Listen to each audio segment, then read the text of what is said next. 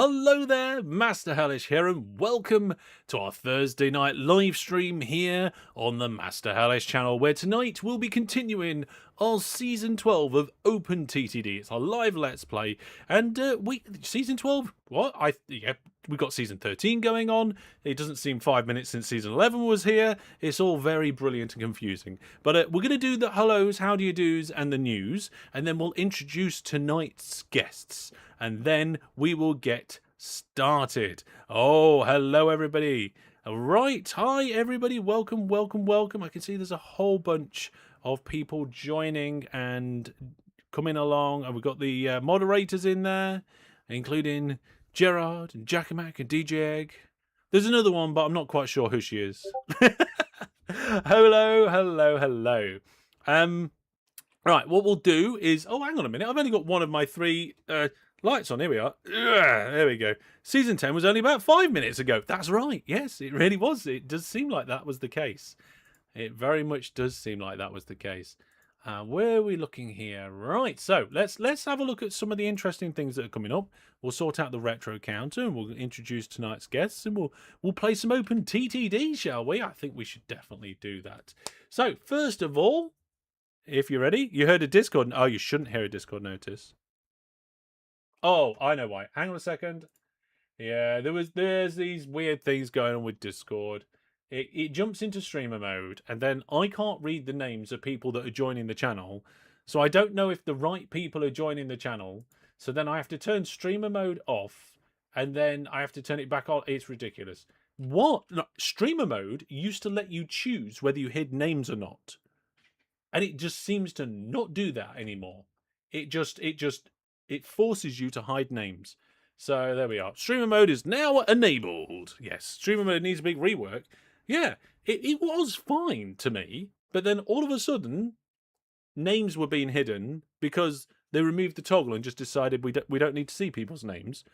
Anyway, let's crack on, shall we? So, welcome to the show. We have had some pretty cool videos recently. These two were both very popular.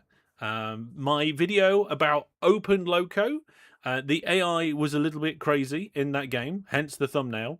So hopefully you guys have seen that and you're enjoying that. I enjoyed making that one, and I enjoyed going to Open Loco because locomotion for me was technically really good, but it had some shortcomings, and I really wanted to see how much Open Loco solved that, and that's basically what this video is all about. And then this one is just a ridiculous one. I ended up making a script to produce thousands and thousands and thousands of aircraft to do some testing and stress the game out and see what happened. So if you want to see what happened, check that video out as well at some point. Yeah, You love the wacky AI tracks? I know. It was annoying. It was annoying. So tonight, if we get 5 brand new viewer plus subscribers or YouTube channel members or donations above £5, I will do a bonus live giveaway. That's right. So we need 5 over the total of the live stream, and we'll do an extra live giveaway. Now, there is a giveaway going on at the moment. It's some sort of GOG bundle, but I've forgotten which one it was. Does anybody remember? I don't know. There is I announced it, or am I going to announce it? I don't know. I think I have announced it, haven't I? Because what are we now? It's the 2nd. Oh, maybe it's been announced at the weekend then. Maybe I haven't announced it. Okay, I'll tell you what it is. I'll go have a look. Open my panel here. I'll go have a look. Oh, I see. It's the Giant bundle. Oh, yes. So some of the Giant games are in a bundle, and you can take part. There it is. Just there you are. That helps. It says there what the giveaway is at the bottom of the screen. Go to portal.masterhellish.net to take part in that. And then we've got some viewers games coming up. I've got ideas about exactly when they're going to be now. So keep an eye out on social media. I'm going to announce them sometime soon. And at the end of July, I'll be visiting Rotterdam for the day. So at the end of this month, oh my goodness, at the end of this month, it's this month. Oh dear, we definitely better get our skates on with our planning. We are in the middle of planning that, so we're going to know what we're doing by then. Yeah, I'll be in Rotterdam for the day, so if you want to know more about that. And end of September, I'll be at a LAN party in Barnsley. Beginning of October, I'll be in York for the weekend. And all these trips are listed as events in Discord, and there is also a thread for each one in the general channel. Let's check that retro counter. I think 46,400 is appropriate for today. Let's have a look. Ooh, it is at the moment, but if we get another 25 people, I'm going to have to move this counter on, okay? So there we go. There we are. We'll just light that up. We know that's good. This month hype. Yes, DJ. This month indeed. I need to mail. Yes, I do need to send a mail. I know I need to send a mail. It's not my to-do list yet, though, so I do need to put it on my to-do list. And we might be going to Mini World, because it is indeed reopen again, yes. So if you get 4 new Viewer Plus subscribers, you'll donate the 5th, says Fran the Man. Ooh, interesting offer there. And before we jump in and introduce tonight's guest, let's try this one. Will this pop-up work? Let's see. I think I fixed this. I did fix it. There we go. If you want 10% off Wraith, then you can get that through my special code. Now, I've already had my Wraith, so I've refilled it with water. So I'm now drinking water. And I tell you what, because there's loads of deals on at the moment, including, I believe, a very good deal on Locomotion, we'll also give GOG a shout out. Okay, that's another affiliate. And I think that's it. We've gone through the news. I don't think I've missed anything apart from important information about this live stream next week. Okay, so this live stream next week will not be happening on a Thursday. It's moving to Friday. Next week will be the first full week of all of the changes in my schedule. So we'll be having a stream on the main channel on Monday, Wednesday, and Friday. Streams will start at 8 o'clock UK time, and we'll be going instant live like we did tonight. Okay. Play OpenTTD. Be patient, or you will get timed out. Yes, like I said, we start this with the. Do I need to do the countdown? Where do I have the countdown thing even? Gameplay starts. Oh, that's ran out. Oh no, it needs to be adjusted for the new stream start time. Anyway, yes, we have important things. You know what else is important? Yes, I know some other else important thing. It is one person. Well, it's at least one member of the community's birthday today. So happy birthday to them. Right. I think that's it. Is that it? Have we gone through all the news? Yeah, so this stream next week, Friday, 8 o'clock. Be there. I've covered all the news, so let's introduce the players. Hello to Kurt and Strawberry Fox. Hey, guten Abend. Good evening, ladies and gentlemen. Good evening, all. Okay, hello and welcome. So we've got Kurt, who it's your first time for season 12, isn't it? That's a little bit rare at the moment. We've had quite a few live streams now, and we've had 2 guests on each live stream, apart from the mid-stream takeover where we just had Spiff join us. This is the what stream is it? It's in the title on Twitch, I think. It's the 35th stream of this series, which means if you do the maths, there's been exactly a lot of guests. But Kurt, this is your first time, so it's my third time actually. Sorry, season 12. I think it's Strawberry Fox's first. Yeah, sorry. Yeah. Yes, I'm getting mixed up because I had something else to say about you, and that is that you was the person who kindly donated the game save to one of the recent videos, right? Yes, Yes. and I'm surprised I've been allowed back afterwards. Sorry, everybody. I mixed up the facts between. I had a fact in my head for each one, and I said it the wrong way around. Kurt is not new. Kurt is the one that gave us a save for the 100-minute fix video that we did recently, and it was Toyland, and it was interesting. So feel free to check out that. So it was all Kurt's fault. And then Strawberry Fox. Now you have been joining us for a few things in the community, but this is your first time to season 12, right? Indeed.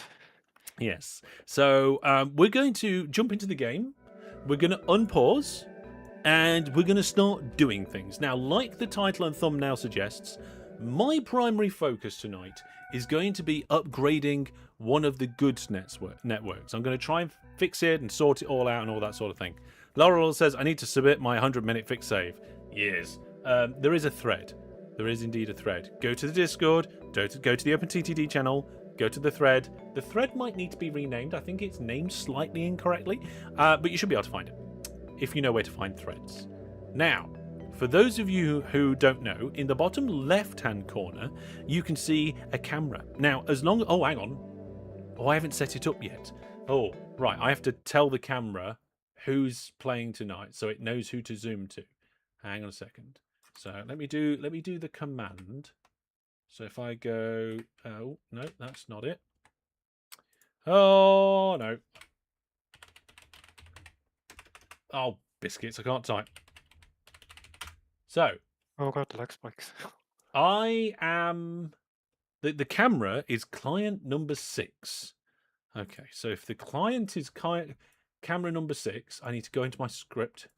Oh, it is already set to 6. Okay, so it should now work. So as soon as anybody places a station, a depot, or creates a vehicle, that camera should move to them. Hopefully it does work. Yes. I have a suggestion. Do things. Yeah, we're going to. Oh, Thomas wants a train whistle. Let's do that. Here we go, Thomas. This is your train whistle. Fantastic. Tooting off. So there is a goods network, or at least maybe 2 goods networks already on the map, and I want to sort them out, fix them up, and get them upgraded. I'm just trying to remember exactly where they are. This map has been growing significantly over the past few streams. Ah, ha ha ha. There we go. There's one end of it. It should be quite easy to spot because of all the little yellow signs. And then the other end of it is over here. It's not like massively far across the world, but it's a good distance. It is. Right, what's my headset set to? Too high. I feel like I'm shouting over the music. There we go. Much better. What did the sign say? It probably says, mine, go away.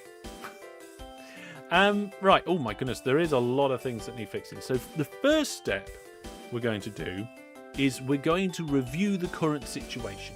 We're going to do a survey, see what we've got, and then we're going to go across, shut things down, upgrade and fix and improve, okay?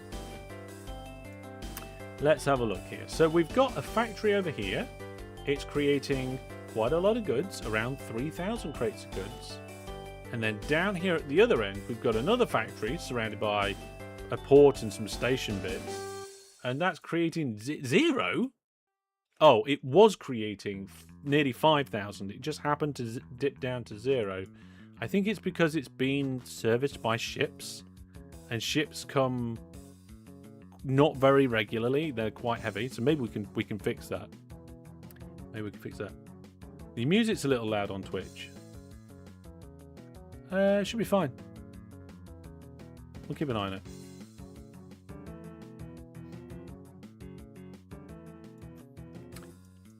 Music is separate to the game. In fact, I need to turn the sounds back on. There we go. So in terms of the rail network, we've got a massive station that we don't need yet. We've got trains that are queuing up because they can't all get in. We've got goods piling up because we can't get them all out. Oh no. We've got a diagonal railway that is now going through a town. That's going to be a nightmare to upgrade. We're dropping off here, which seems to be fine. Most of this looks okay. This could do with being double depots, so we should fix that, really. Then we've got a kink around this city that may be unnecessary. And then we've got quite a few turns here, so maybe we can smooth that out. Bit bumpy there, but it's not too bad. Some more depots here that could be improved. This here is going to be no good because I'm going to upgrade this to vac tube, and you can't really use bridges with vac tube. There's no bridges in this set that we're using. The vacuum tube train goes over at full speed. So we do need to consider that. We do need to think about that. Now, if you want to know all of the mods that we're using in this series, there's a link in the live stream description. It's masterhellish.net/S12. Then this is the drop-off. There's nothing there. What? Oh, there we go. Yeah, and that's where the stuff's being produced. Right, okay. there is some fixing that we need to do. I think the depots need fixing, and then I think that's probably about it for now. Let's go to Kurt. Kurt, what are you going to be working on? Are you going to be doing some fixing, upgrading, new lines? Are you going to be doing aircraft? What are you fancying? Well, I did leave a small vac bridge on my bidirectional goods route, so unfortunately I have smoothed that out, but that means the boats are going to have to use some locks to get over the top of it. But I don't care. I don't think it's going to slow down the boats too much. Right. Okay. So if I remember correctly, this is the the bidirectional goods route there. Yeah, because the track is going diagonal, you can't really use tunnels, can you? It's over on the left-hand side of the map. Oh, hang on. The one with the massive tunnel that you've just smashed to pieces. Yes. That one there. There you go. Oh my goodness. Yeah. You're trying to dig through there, and it didn't happen, did it? Not yet. I'm getting there. Well, you got problems because of the towers on the hill there, haven't you? Yeah. So I think that's why I tunneled it in the first place, and also we weren't as flush with cash as we are now. Yes, so, we've got 50 billion in the bank account right now, so I won't worry about that too much. Yeah, this train is definitely being impatient. It is. So I shall get back to it. There's also, someone mentioned 2 weeks ago that there's a passenger station somewhere that has 27,000 passengers waiting at it. I thought I might try and find that. Okay, let's have a quick look at that, shall we? Right, so stations sort by total weight and cargo, and then set to passengers. Right, the worst offender on the map right now is Dunninghall Woods, and that has 22,000 passengers there right now. So that's probably it. Yeah. It needs a lot more trains. It does. There's a lot of transfers happening there. Look at those transfers. Ooh, wow. I don't think I've seen such a successful list of transfers. That's a lot. Do you mind if I build a cross? Was it a diagonal cross tube line from Kinghead to Kinghead to Fort Hutton? You want to do a vac tube line diagonally across from where? Sorry. Yeah, corner to corner. Corner to corner. So Kingdinghead, big town over there, and then you were looking at where?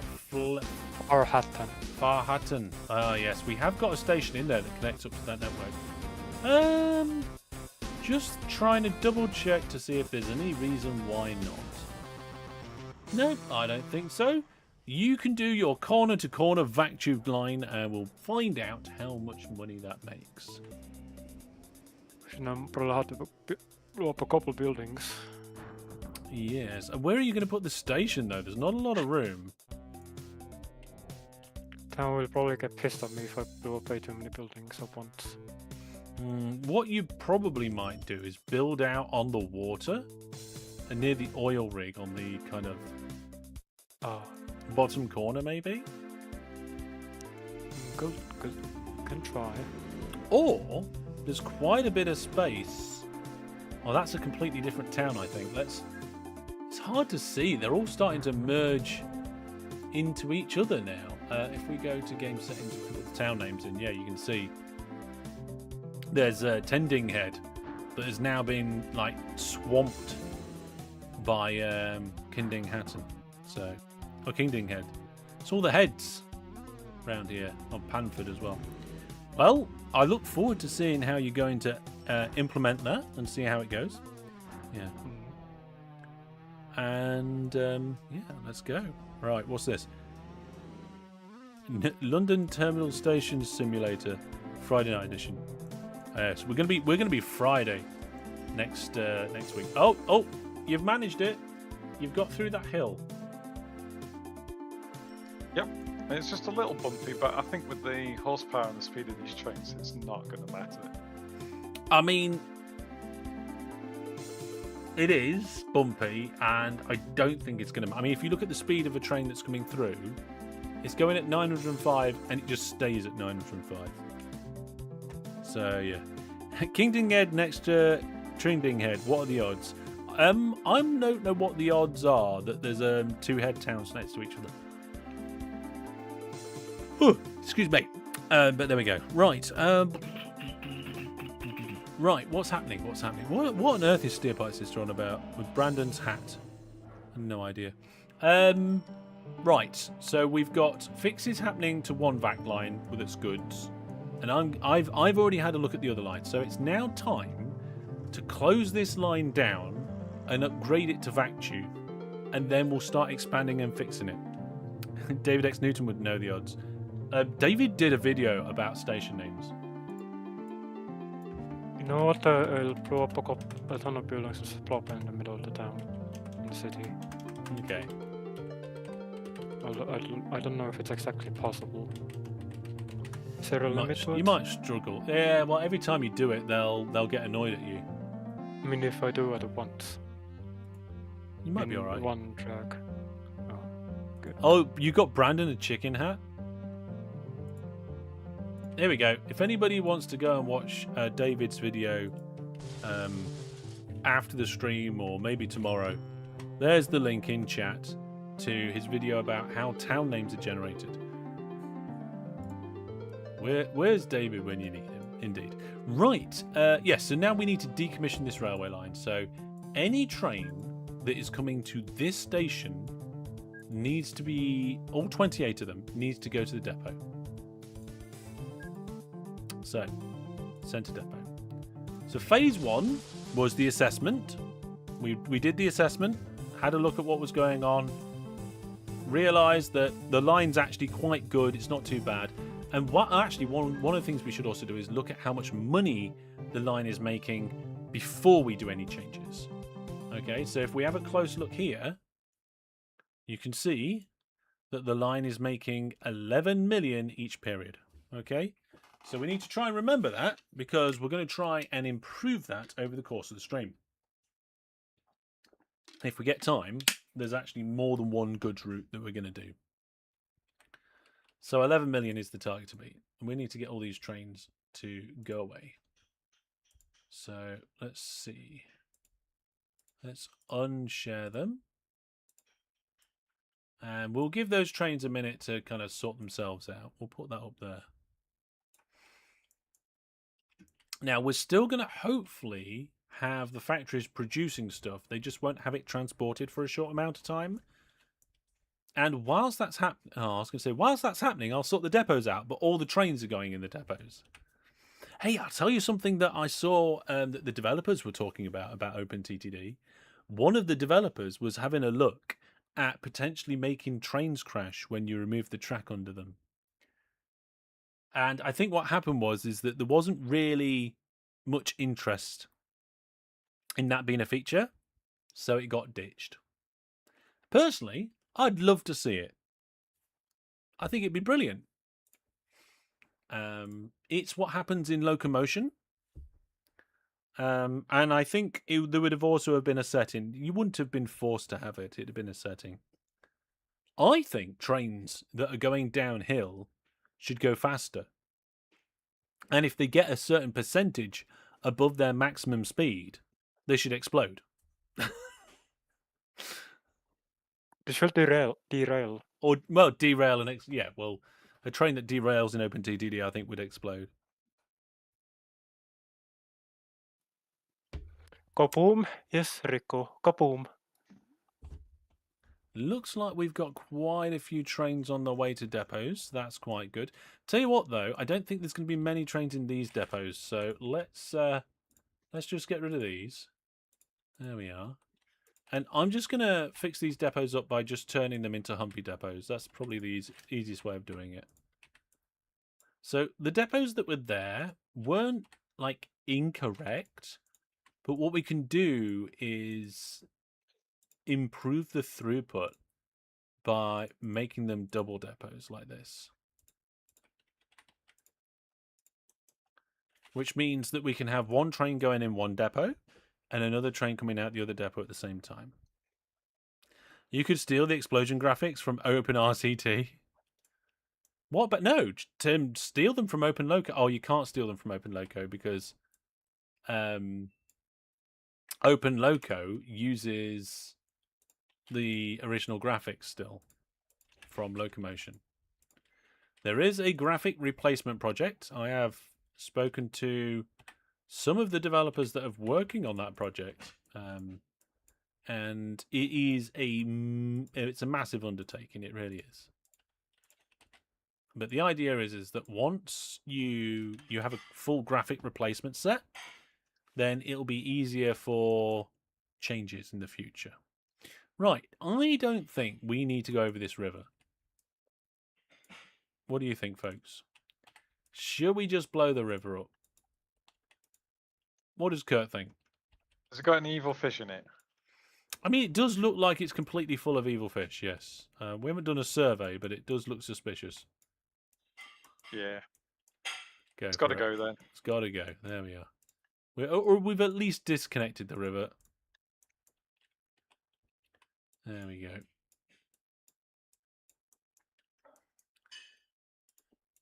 Oh, I accidentally put a depot down I didn't want. Evil fish. Panic attacks found the evil fish button. To be honest, Oh no, evil fish. the evil fish pin on the Hellish store was one of my favourites. Where's the build cam? Oh, it's because we're in the wrong view. There you go. We were on the zoom cam still. Are the new depots electrified? No. It's all going to get transferred anyway, so it doesn't matter really. It's all going to get changed. Right, I think that's those depots. So it's all the existing depots changed to Humpy depots, except these ones, which has got the most amount of trains in. So let's get rid of all these ones and that train.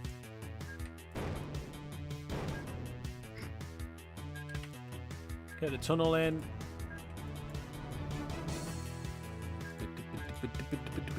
Oh my goodness, what? Step-by sister just sent 5 gift memberships. Ooh la la. Thank you very much. Good girl. Very much appreciate such a thing. It'll pop up on the screen soon. You have the evil fish pin. You also have the t-shirts, says Friend the Man. There you are. It's on the screen. Thank you very much for the memberships gifted there. Absolutely fantastic. That does mean that we unlock the giveaway. So we're going to do a live giveaway very soon. Alright, that's memberships. So now, yes, we're ready to upgrade the line. So we're going to upgrade the line to VacTube. And because some of the network is dedicated high speed and we might have a bit of narrow gauge or metro somewhere, we can't just swipe across the entire world and hope everything's going to be fine. Like I did once. I'm not going to make that mistake again. So, we are now going to the tube. Oh, hang on a minute. We're going to have to tunnel under there. There we go.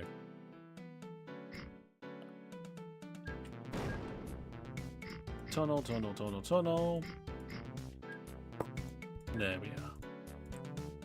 Tunnels don't slow the VacTube down. Joker just entered the giveaway. Yes, as a reminder, folks, we do have a giveaway at the moment. The giveaway is the July giveaway. Is a GOG bundle of, it's the giant bundle.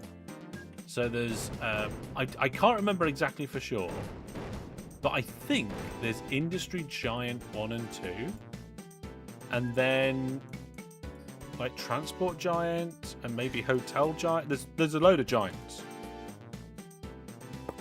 Yes.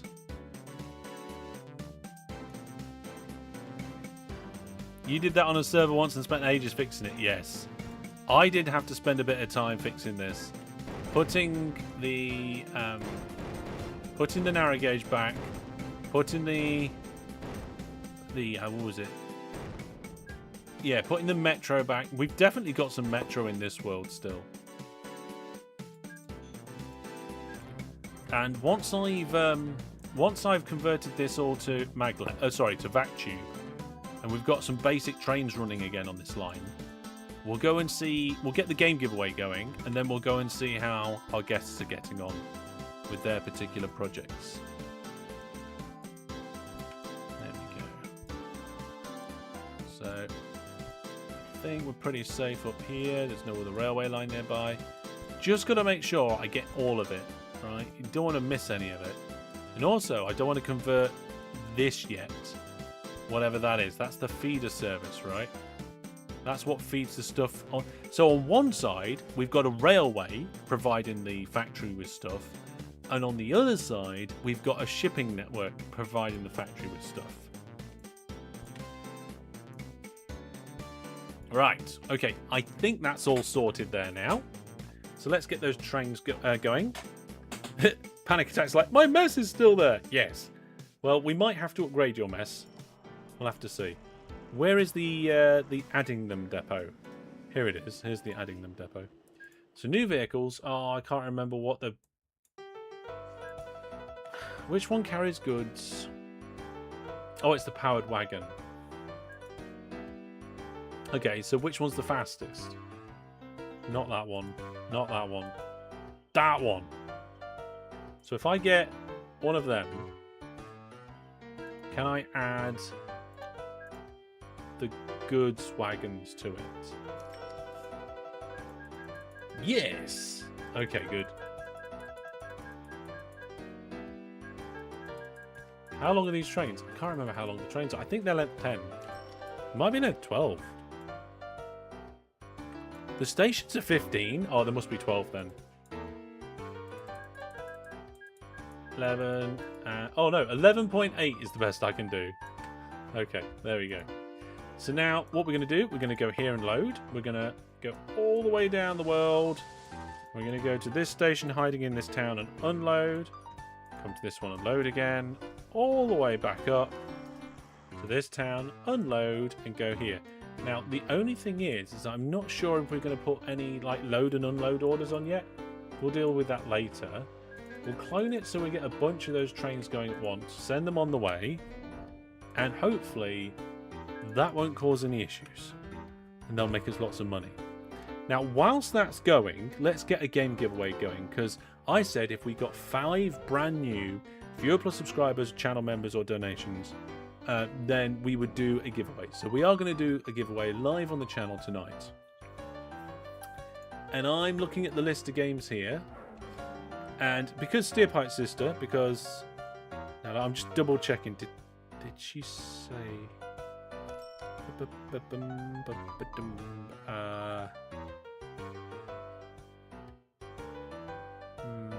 just checking something.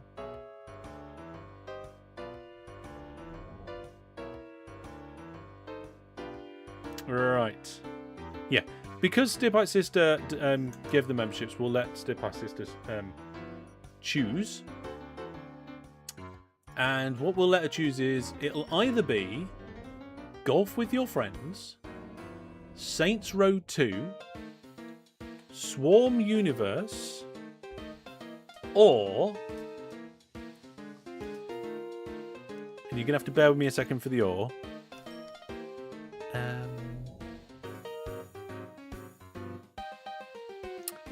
Microlandia or Locomotion. Right, so they're the 4 you've got to choose from, Steerpipe. It's either Golf with Your Friends, Saints Row 2, Microlandia, or Locomotion. Let me know and we will start that live giveaway.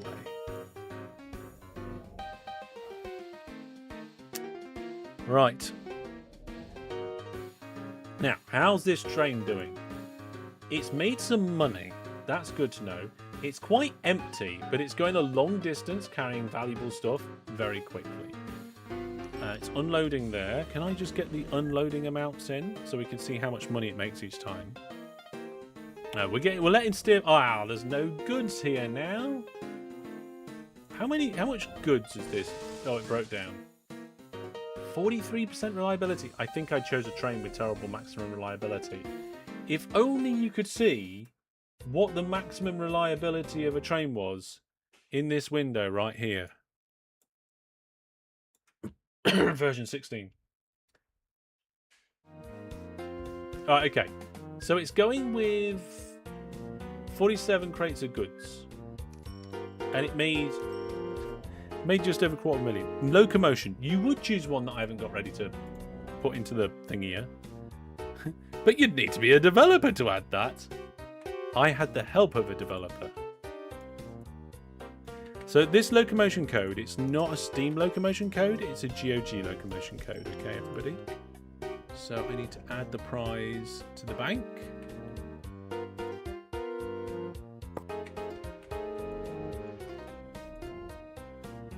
Which I think I just did. And then I can start a new giveaway.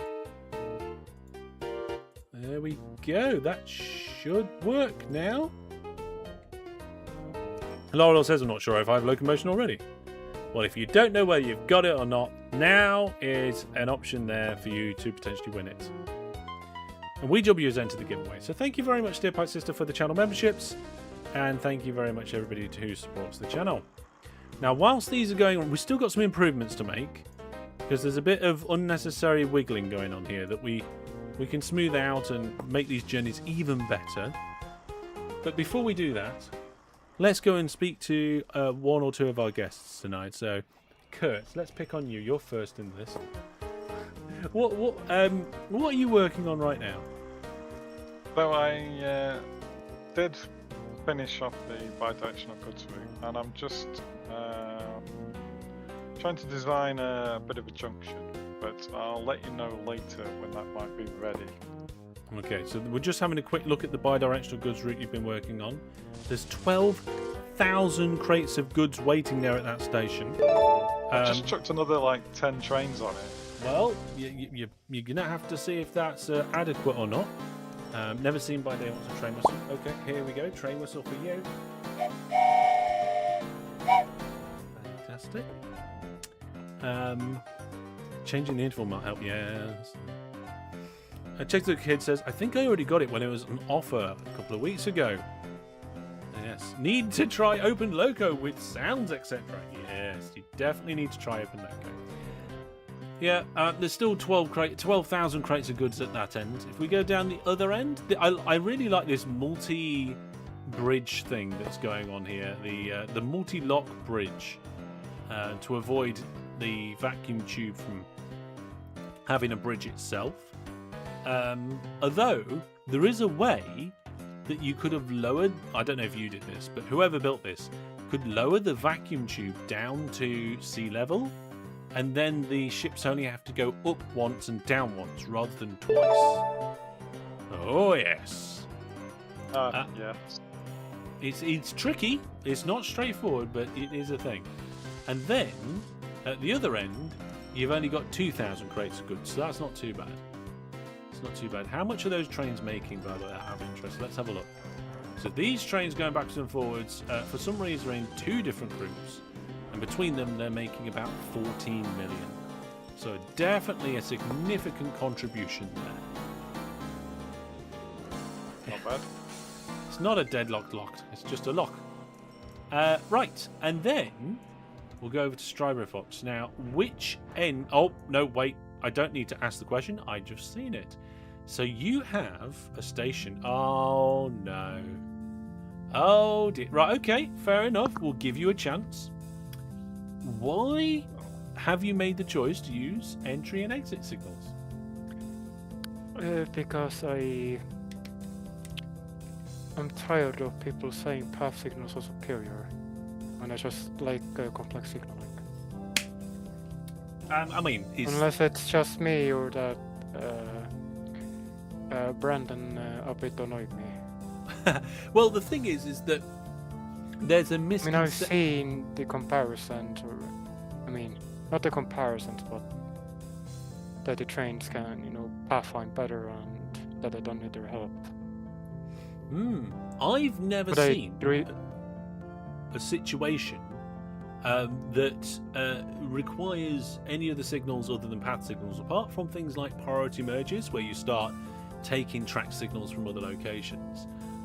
It'd be interesting to go a little bit deeper on a deeper dive than that. And of course, everybody's play style is different. So if you prefer the way that entry and exit signals look, then that is the right way to play. Right? That is the right way to play.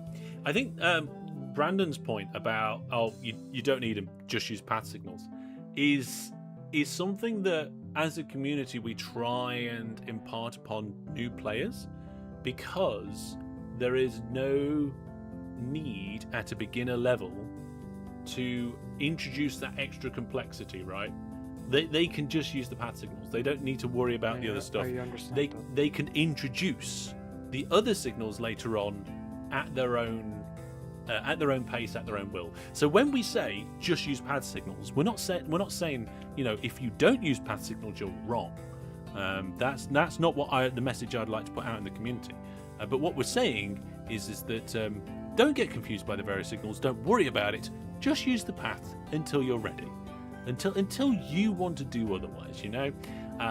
I see you've got some bridges there. That's because you've got some ships going backwards and forwards. I mean, tunnels would be better, but to be honest, trains already they slow down at stations. Never. That's right. Yes. Yeah, they do slow down. Because it's near the station, it doesn't matter so much. You've got a really cool 6-track station there. You've got the signal set up so that you can go in on 2 different directions and come out in the middle one. And let's see here. Yeah, it's a little bit harder to see because of all the vac tube kind of lines crossing around. Occasionally says, I'm not allowed in pre-signals. Court order. Banging the gavel. It is perfectly allowed.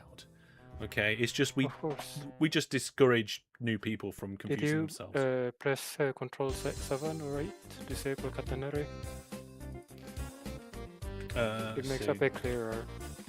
Yeah, there we go. There is a button to completely get rid of it in the transparency options. I'm not sure if the hotkey you mentioned is the exact right one, but we can see that there on stream now. And you can see, I think the actual track of the vac tube is not that easy to see anyway, because it does that big kind of grey space and then just the little lines between. But that's vac tube, that's how it is. And you've started your line, and it's heading out. Yeah. Now, have you done the other end as well? The other end is also done, but now I do wiggle my way through. Yes. So there's the other end, and you've also portioned off some of the land there. Is that so you can make the station bigger, or is it a transfer station or something? You mean the Bash Hill, or not? Yeah, Bash Hill. Yeah, Bash Hill. Yeah. It's Forhatton actually. No, it's just to prevent the town from building there while I was digging the station out. Okay. Yeah. Okie dokie. Rasmus Johnson says, I also use entry signals and I have not had train crashes when rebuilding. I mean, I can't see whether you do or don't have train crashes is in any way relation to the type of signals you're using. I could be wrong, but I don't see a correlation or a connection. It's usually because you've just removed some signals, right? Or you've removed a piece of track and then re-added the track. It's not to do with signaling. Yeah, it's to do with the connection and reconnection. Yeah, the station is bigger than the town itself. Yeah, if we look at the local authority and look at the zone, there's the centre of the town. Is there a way to highlight which buildings? I'm not even sure the buildings in that town belong to that town. I think it might have been just completely taken over by... Let's have a look. No, I can't tell. Or you need to press the coverage button. Oh, there we go, look. There we go. So there are some buildings in the town. Right then, okay. So we've got an across the world track going there. We've got some improvements on the other goods line. I'm going to work on mine. I can't remember where it is. It's not there. Oh my goodness. What I remember is that on the coast-ish, down here, there's a farm network. That farm network is supplying one of the things. There we go. Right, so let's have a look here. So we've got no goods waiting. The ratings are 100%. That's it. That's it, everybody. I've reached 100% already this stream. I'm done. I'm out. Thank you very much. Bye. You're not done. I can't do any better than that. Okay, right. We can probably do a little bit better than that. How's the production going on? Production 100% transported. Cargo graph, if we look over the last 72 minutes, pretty stable. Okay, so we've managed to maintain the goods, right? In fact, yeah, if we look over the last 72 minutes, and I just annotate this just a tiny bit, because, you know, I love graphs. You can see, can I do a line? Yeah, an arrow. You can see here where the amount of goods that was transported plummeted down to 0 and then came back up again. This is where I did the upgrade. Okay, so the upgrade happened in kind of this time span here. And you can see how after the upgrade, it's gone from this sort of region transported and it shot up, and now they transported it here. So the transported is the dotted line. Yes. We could do a little better than that. Hellish really wants 110%. I don't think. We're not going to do better than that. Oh, here we go. Chat's got some more information. When using path Hellish, do you signals- like to see something dumb? Yes, let's do that. Funny. Go to the sign list and look for oil refinery land. Sign list, oil refinery land. There are, I think, 8 oil refineries within proximity of each other. Yes, there's one all there, one there, one there, one here. Oh my goodness, they're all. Yeah, there's loads.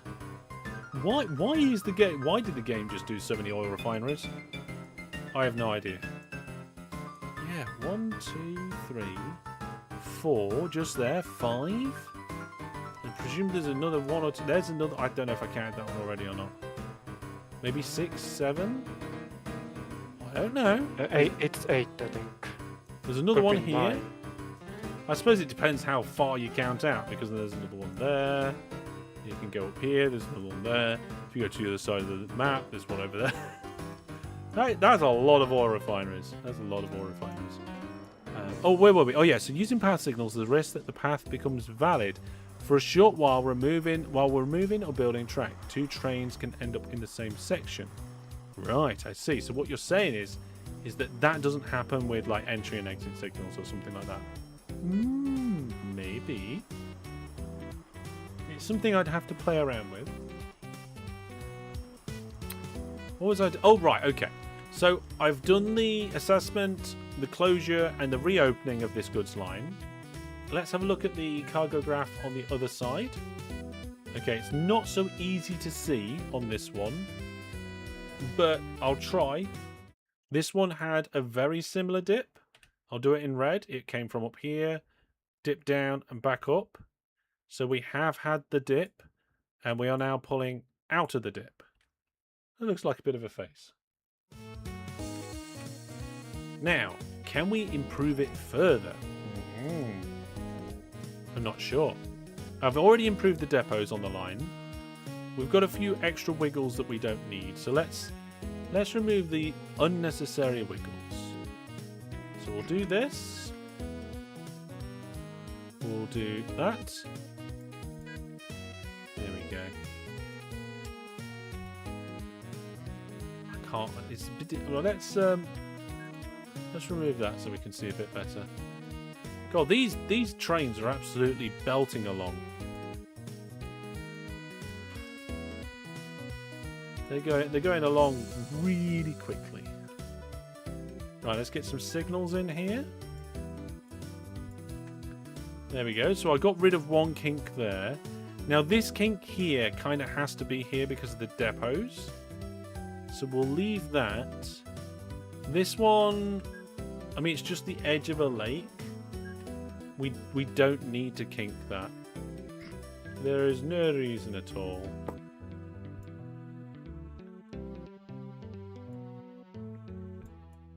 There we go. That one's already taken the shortcut. Does anybody want to know what videos might be coming up? Yes, please. Maybe. Ooh. Try and get some spoilers in. Well, there's a bit of a challenge at the moment because I don't know whether the weekend's video is going to be done in time, right? So this week is the last week of trying to do a video on a Wednesday or Saturday, like 1 or 2 videos. Next week, we're going to the 3-slot system. So the same as the live streams, Mondays, Wednesdays, and Fridays are going to be video slots. And when there's a video ready, it will get dropped into one of those 3 slots. The video will be put out at 4 o'clock UK time before the live stream. So you have 4 hours from when the video drops to watch the video before the live stream, if you intend to watch the video and the live stream on the same day. Why is there a slowdown here? Train just broke down. Yeah, the reliability of these trains seem to be terrible. New vehicles. Which one was it? It was not that one. Was it this one? Oh, this one's the 4,000 kilometer one. Yeah, the maximum reliability is 48%. It's a bit low. It's very low. When was it designed? Yeah, it's brand new. It's only just been designed. That's why these trains are hurtling down the track at like nearly Mach 30 million. I can't even click on them as they're coming past. They're just gone. Well, there's one. Oh, well, there was one. You can tell when they've got up to their top speed. Oh my goodness. Right, I'm going to click on one that just happened to be stopped. And we'll follow it. Lemon squash just came out of your nose. You didn't try and put it in there. More graphs! Oh, Peter, welcome! We definitely appreciate the graphs, Peter. We don't have graphs for towns yet, but I think that's coming in version 16. I'm not 100% sure on that.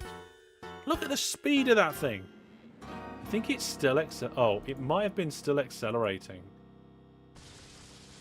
I want to check on the way back. Yeah. Also, we need to find out who won the locomotion giveaway. Yes. Right, here we go. Let's see. So, yeah, it's gathering speed, gathering top speed. Okay, so it's not bad. Oh, it's slowed down a lot there. Okay, right. So, there was a bit here that slowed it down. Yeah, the massive deceleration. I think that's because this was shorter than its train length.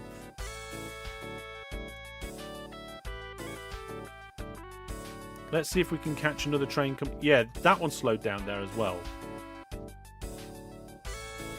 Right. Fran the Man says, 10 more likes and I will gift a viewer plus sub. Oh, and Peter says, yep, cargo graphs for towns are in version 16. Oh, so we're going to get some cargo.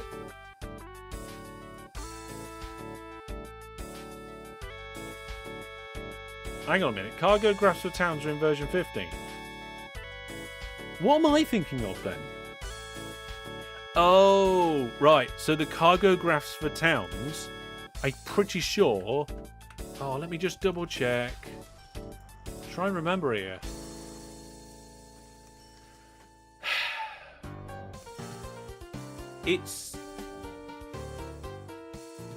I don't know. I think it only does passengers and mail. And they're updating it so it does more. Maybe delivered is as if. There you go. So cargo graphs for towns already exist, but it only does supply and transported, right? Whereas industries, the cargo graph also has delivered and waiting. So we're going to be having delivered added. Yeah, there we go. Starting and stopping that fast. Thought the train was... Yeah. Camera glitched. No, the camera didn't glitch.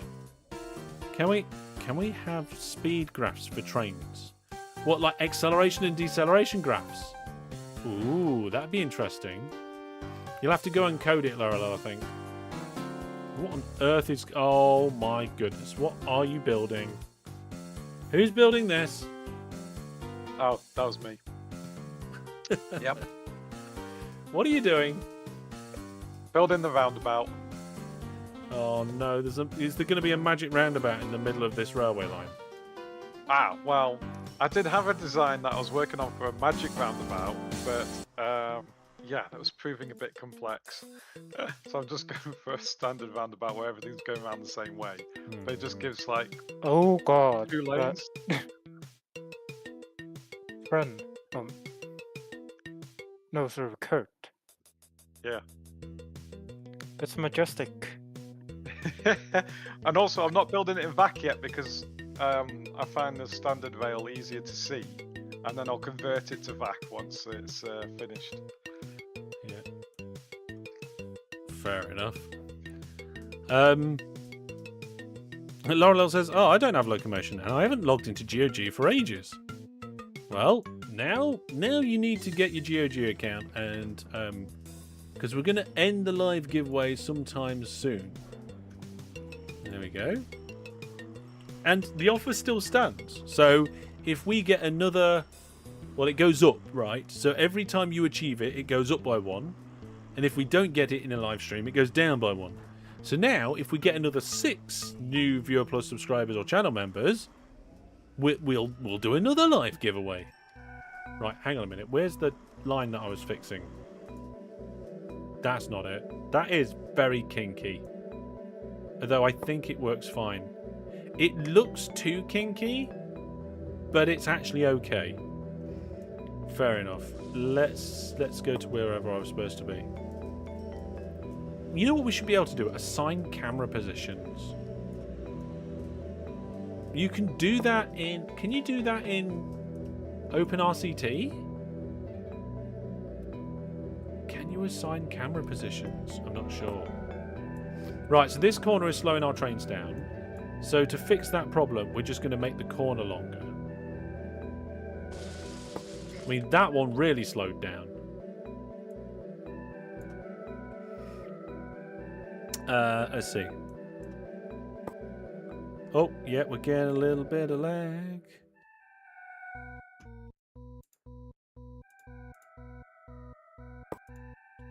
Okay.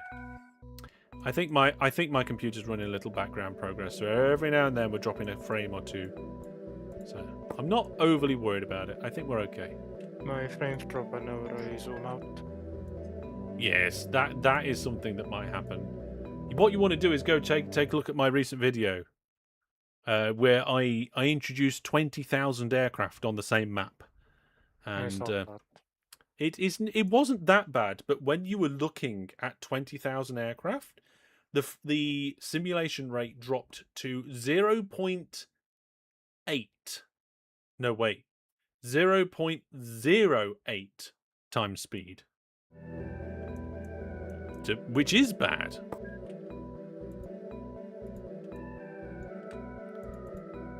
I mean, obviously, technically, with the number of vehicles you can have in one company and the number of companies you can have, you could technically have many thousands times more than that, right? There we go. There we go. Oh, they're zooming through there now. They're absolutely flying through. Jebulus, oh, good to see you. When the wife's away, live stream on TV.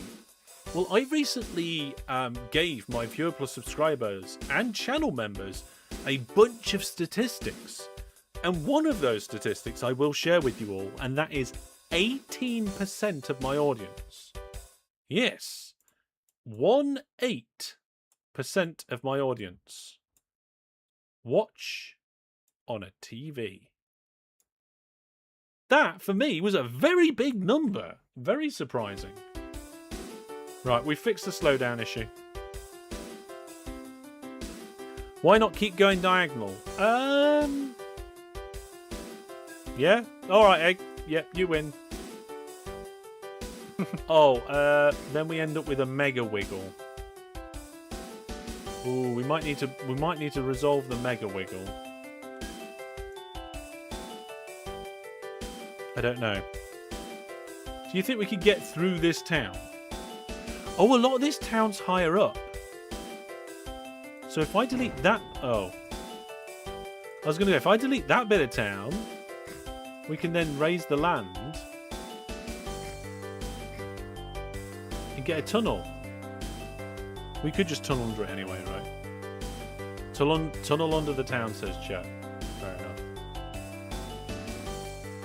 I do need to apologise to the developers of OpenTTD because I think I caused a problem with that video. Because I discovered that vehicles exiting a road depot or ship depot require a lot more processing than vehicles exiting a hangar or a train depot. And then all the developers was like, oh. Should we do some bribing and see how close I can get this? I would have to get rid of these 3 objects here. Maybe some there. But let's do some bribing. Okay. That didn't go well. No. That didn't go well. We've been found out, everybody. We've been found out already. Oh well, At least never it mind. wasn't me this time. No, it wasn't you this time. Oh dear. Has anybody heard? Is anybody here doesn't know what we're streaming on Monday night? Because I'm rather excited about it.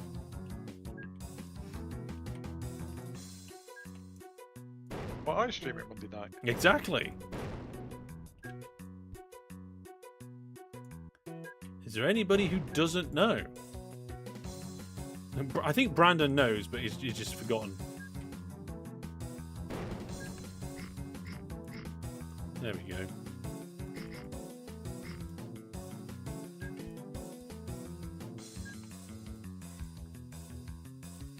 So there we go. Yes. No idea. Don't know. Nobody. Oh my goodness. Did people not see the notifications? It's exciting. I'm excited. Maybe I'm too excited.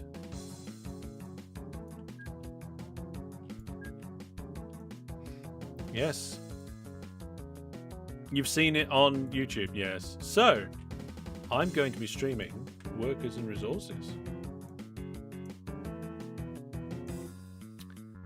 Oh, hang on a minute. That signal's the wrong way around. There we go.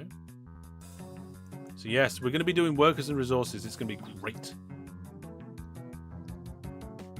Hey, Peter. Welcome to the stream.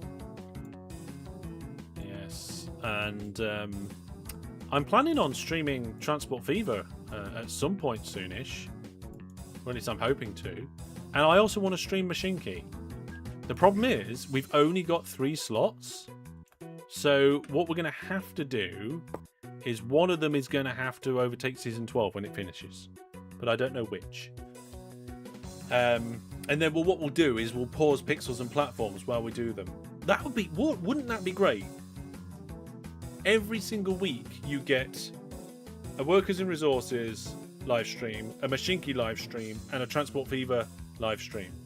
Wouldn't that be fantastic? Multiplayer Machine Key, yeah, multiplayer Machine Key will be coming. We'll do a viewers game at some point.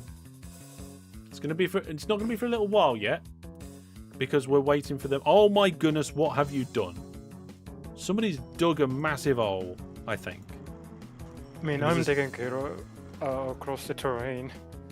Yeah, you're digging across the terrain. I see that. You've allowed ships to go up and over, and all that sort of thing. But there's a giant station in a hole by the looks of it. Where is it? Where's this giant station? Oh, yeah, that's mine. Yeah, of course it's yours. There it is.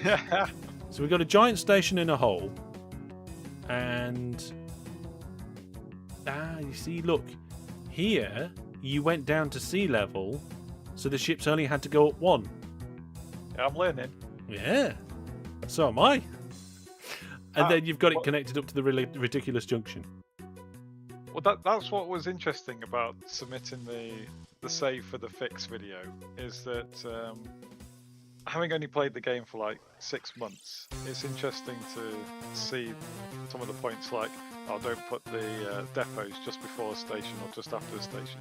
Now, I will admit, the logic sort of behind why we put one after the stations is because, especially for like goods and stuff, is like they would sit there full loading for so long that as soon as they set off and got a few blocks away, they would break down.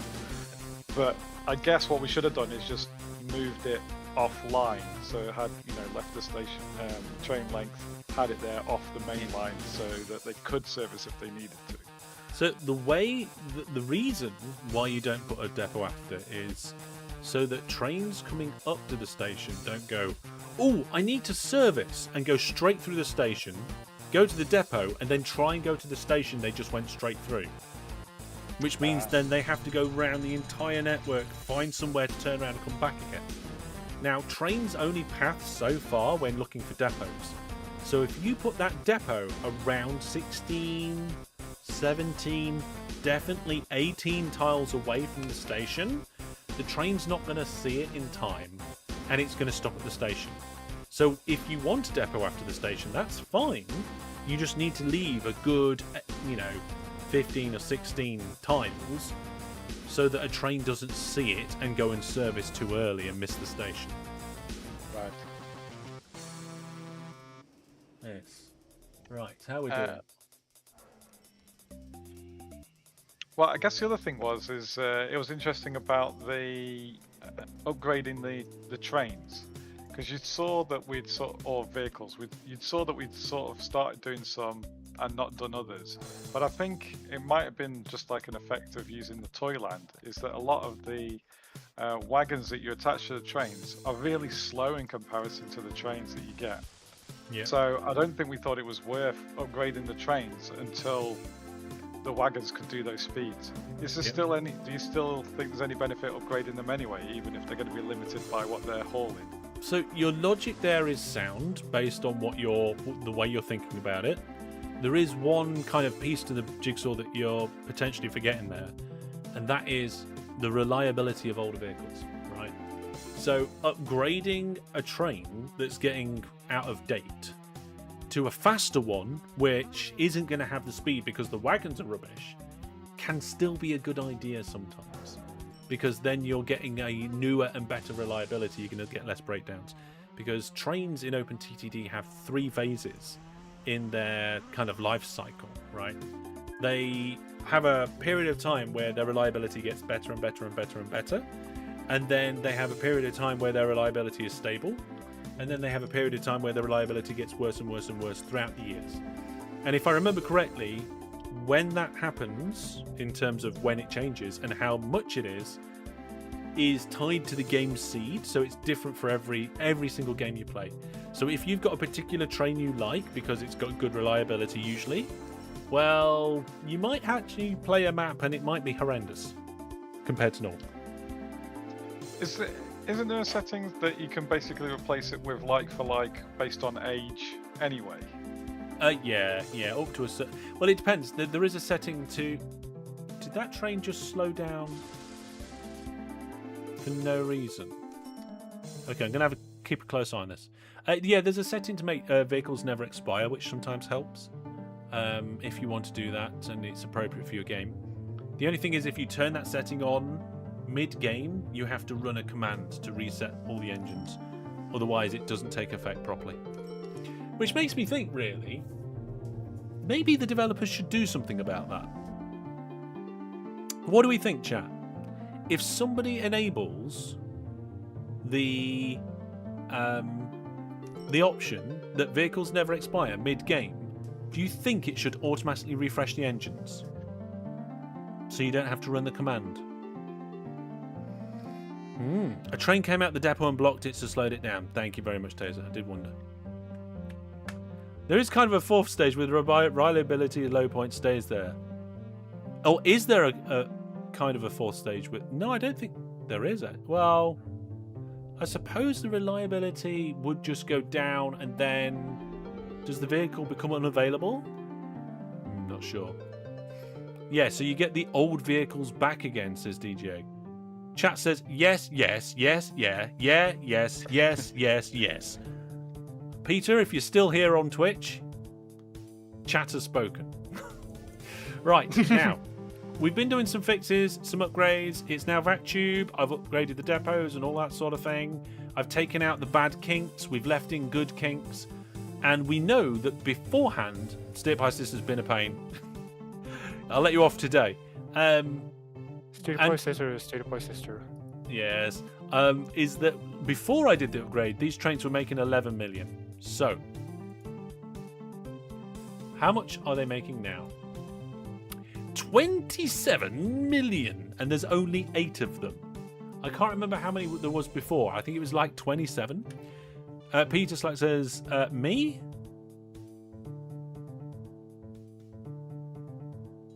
Are you the same Peter?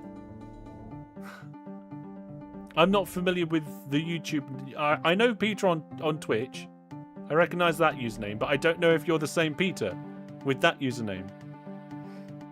Unlikely. Okay. Then no, not you. Yes, they were making 11 million before. So there we go. Already had an improvement. And, oh.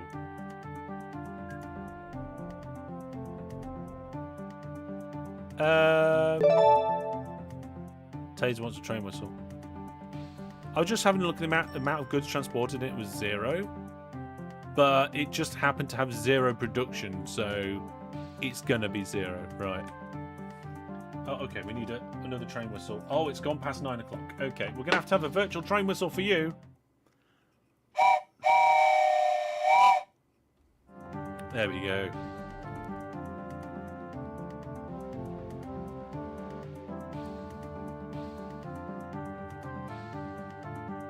Oh, no. There's 2 different Peters. Multiple Peters.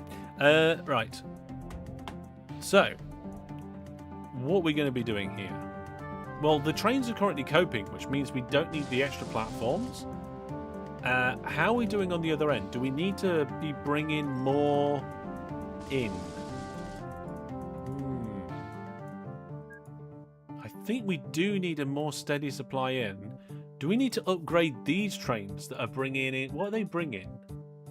Are they a mixture? Yeah, it's a mixture of grain and livestock. Can we... Yeah, can we do that on the VacTube? Let's see. Grain. There is a VacTrain universal thingy. And I guess livestock is the same. But can that fit to the engine that we're currently using?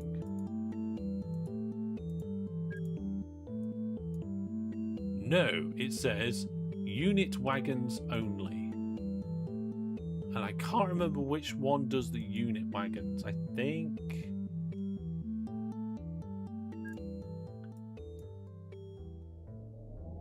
Wagons may not be attached. Can't be the Swiss Metro, can it? No. Oh, it's the Transcargo. It's the Transcargo. Yeah. So the Transcargo only goes 804. But you know what? I think we will update that. We will update that as well. Right. So what we need to do is shut down this line and upgrade it as well. Oh, there's way too much here. This is going to be a tricky one to shut down. There's just so many trains. And there's only 3 tracks. Well, 3 tracks down there, so that's going to be okay. And I think to make things easier, yeah, we'll use this station. 29 trains. Okay, so those 29 trains are currently making 3.5 million each year. So I'm going to shut down the service. We're going to upgrade it. And then we're going to open the service again. Good luck not mixing track types. Yeah, I know, right? Yeah, it's only 804 kilometers an hour. I was having... Oh, by the way, I had a word with Tutor Tyler about the problems I had with vehicles exiting depots, and it was like, oh, he flagged it with the other developers. And to be honest, I don't expect them to necessarily do anything about it, because in a normal game of OpenTTD, when have you got 5,000 vehicles trying to get out of a depot? It's a pretty ridiculous situation to be in. There we are. Send to depot. Now I have potentially come up with another way of maybe getting more vehicles into a game. But I'm going to have to leave that a secret for now. I'm not going to go into it. I'm going to have to leave that. Did I say I was going to spoil, like, tease what videos are coming up? I did say I was probably going to do it, didn't I? But I don't think anybody in chat heard me. Right. Okay. Here you go, everybody.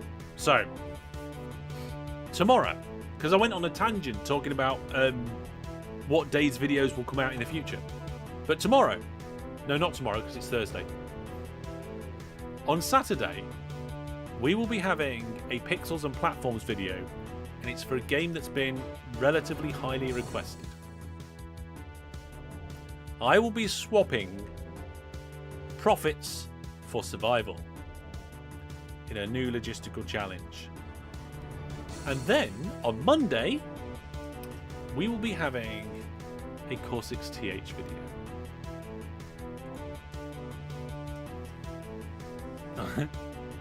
Well, I'm sure we'll all watch the videos anyway. No, it's not going to be Populous.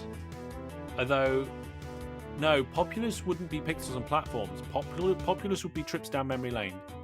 It'd be on the other series. Why are these trains not going to the depot? Sent to depot. Oh, it is going to the depot. It's just taking a very long time about it. Okay, right, fair enough. I might just reduce the size of the stations here, because I don't think it's necessary. We do want to, like, keep the land, though. So, where is the land thing? There we go. So we want to go to Station Tools. Doesn't matter which station. We can just go Station and Remove. And then Station and Remove. We're just going to neaten things up a little bit. Then we'll go Track and Explode. And then we'll just quickly put down the signs so that we can explode? No, we don't want to explode. So we can expand. We don't want to explode. Expand later, yes. Kaboom! Any immediate plans for trips down memory lane or just in the future? There are definitely trips down memory lane streams that I want to do. I just haven't had the opportunity to do them yet. It's going to be really challenging because Pixels and Platforms, that was a bit the Pixels and Platforms video series was a bit of an experiment. And the reason why it's still around is because that experiment went really well. Some of the Pixels and Platforms videos are outperforming OpenTTD videos. Now, on the whole, like the whole channel, because the channel's got so much content in it these days, and we're getting close to, I think, 3,000 videos. Pixels and Platforms is actually a relatively small percentage, right? But it's getting around 10% of the watch time on the channel, that series. And then we've got the live Deeper Dive live series. Now, at the minute, I don't think we're going to have... We've got the live Deeper Dive active at the moment, but I don't think it's going to have to be taken over by something else. And the reason for that is... it's just because there's not enough room in the schedule. Not because it's bad or we're going to have to get rid of it or anything like that. Who's been bribing? That was me again. Kurt's been bribing. Go on, Kurt. Kurt the briber. Okay. I think I've done that. I don't know why. Oh, God. Right, I'm going to upgrade it before I do any fixing, I think. Right, let's get this track upgraded now. All the trains are in their depots. There we go. What was I saying? Yes, so Pixels and Platforms Live Deeper Dive at some point will have to get taken over by one of the series that I want to do, at least for a little while. So that will probably be either Transport Fever or Machine King, right? And then when Series 12 naturally comes to its end, that will get taken over by the other one. So either Transport Fever or Machine King. That's the current plan. And then, when there is space, Pixels and Platforms Live Deeper Dive will probably come back. Right. Do you still need that key, Hellish? What key? No idea what you're talking about, Brandon.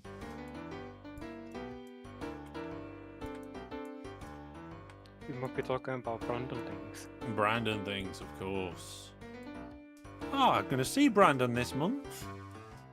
I'm going to see Brandon this month. I'm going to see Egg this month.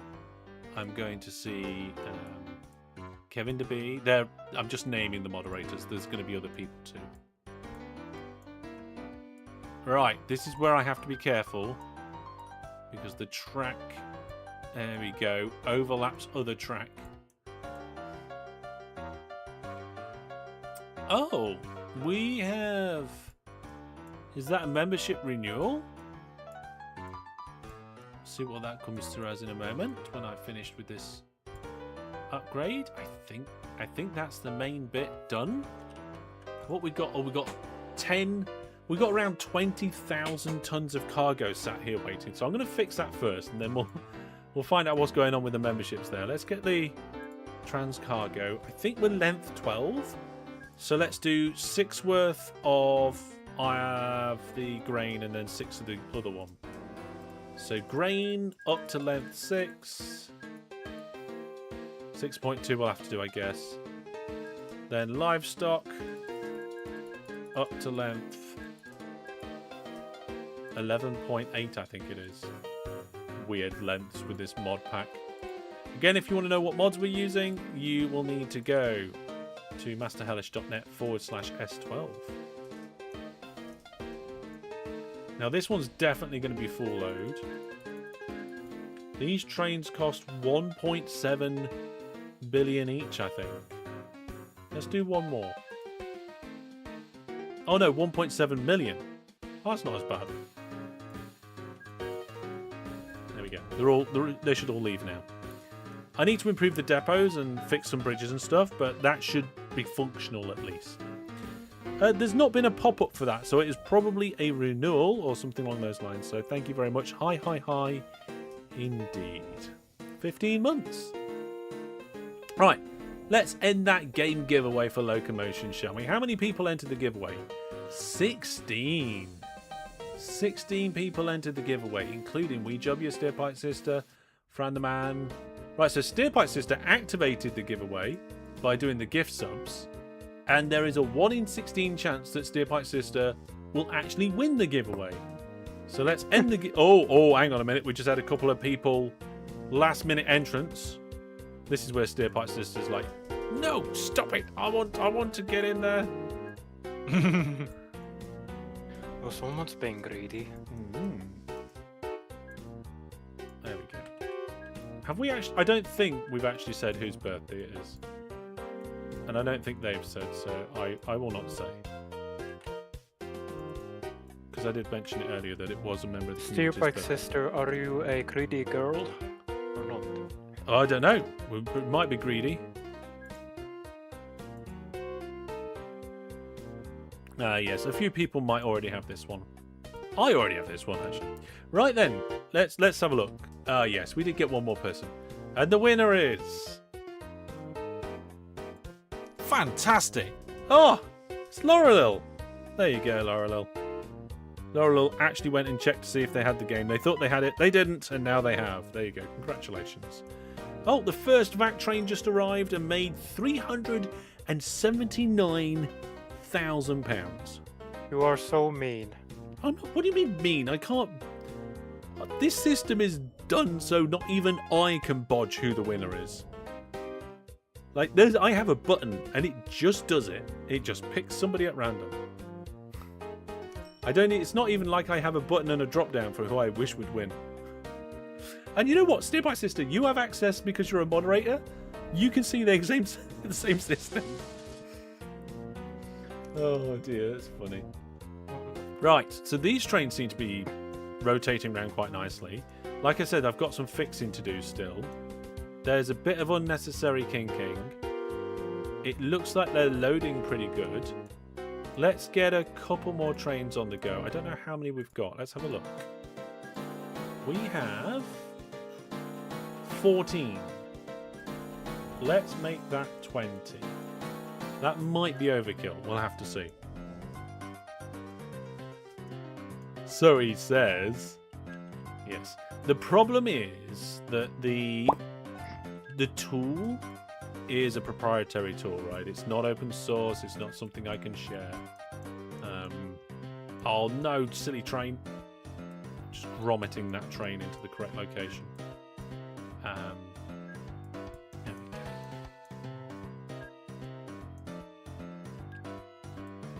Otherwise, if it was open source, then you guys would be able to see the code. But unfortunately, the Hellish tool system that runs the giveaways and the rest of the stuff, including, like, if we go to this scene, this widget up here runs that widget. It tells you how many viewer plus subscribers we got and who the newest sub was and all that sort of thing. That's all run by the same system. The wheel, when that pops up, we'll have that later. We'll name something after somebody after the wheel. It's all pretty much a bodge on top of a bodge for the most part. It's because the needs and requirements changed throughout the years as things went on, right? And I've never gone through... Oh wait, there's no signals in that section. I've never gone through the code and just like cleaned it up and made it usable or useful for other people, right? I actually made a piece of software for the LAN parties that I run, or used to run when I was active in that community, right? And it was just a simple piece of software. The main reason, one of the main functions it performed was doing, like, we had to keep a list of who was in and out of the building for fire safety and fire insurance reasons. And the way that we decided to do that was to give everybody a barcode. And we gave everybody a barcode, and they scanned themselves in and out of the building with a scanner. And I wrote the program that did that and kept track of it.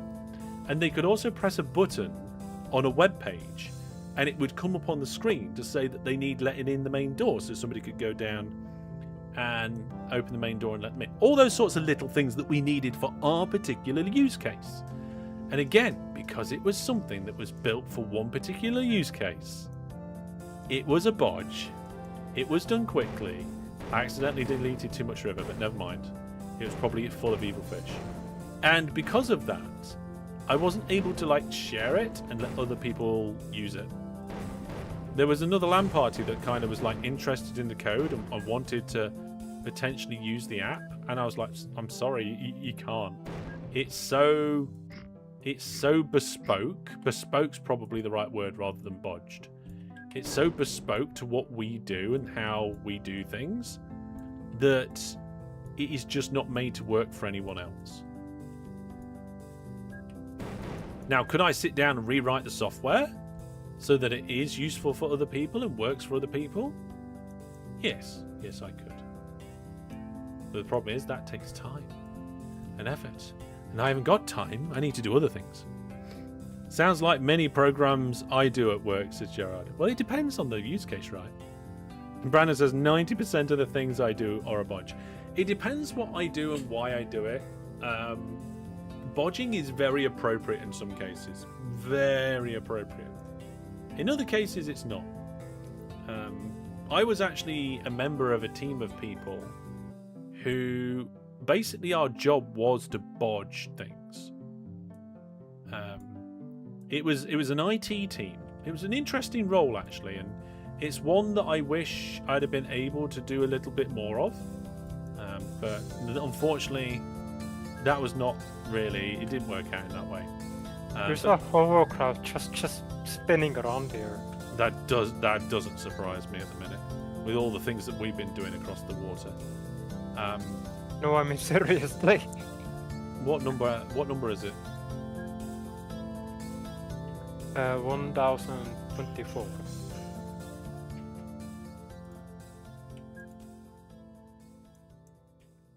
Yep, it is going around in circles. It cannot reach it.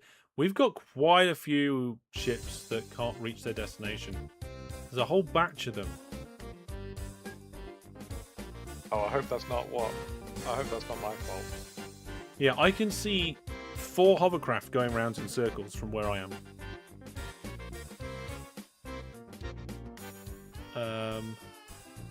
But I don't see why. There's not like been any land cut off.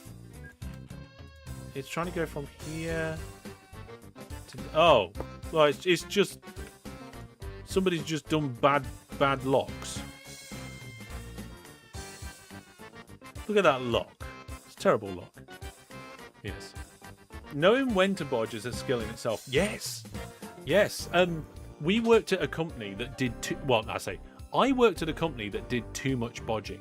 Too much kind of going into the code, going into the database and doing one-off things. And I kept saying to them, if you are doing something like this, then there's either a bug that needs fixing or a feature that's missing. But they kept going in and messing with the database and doing manual changes. And it caused all sorts of problems. Right, yeah, I have no idea who did this or why, but I can fix it quite easily. Fantastic! There we are. Fantastic. Fran the Man has donated a Viewer Plus gift sub. Thank you very much, Fran the Man. Much appreciated.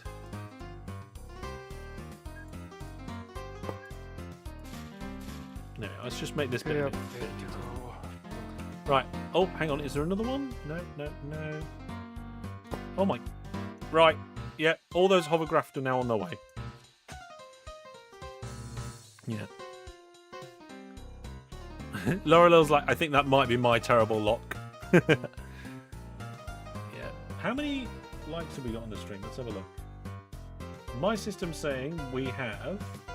I don't know how many views we've had on the stream. It doesn't tell me that until later on.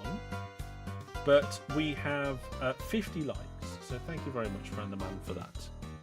Yeah. Does that mean that the river is going to be unlocked? Oh, no. Yes. I'm not cooperating with evil fish. They don't live in the canals. They only... I mean, I don't know why we've got the docks going up there, but we have. I fixed it. Now, what was I supposed to be doing? I have no idea what I was... Oh, yes. Oh, messing around. I've just been doing this vac tube, haven't I?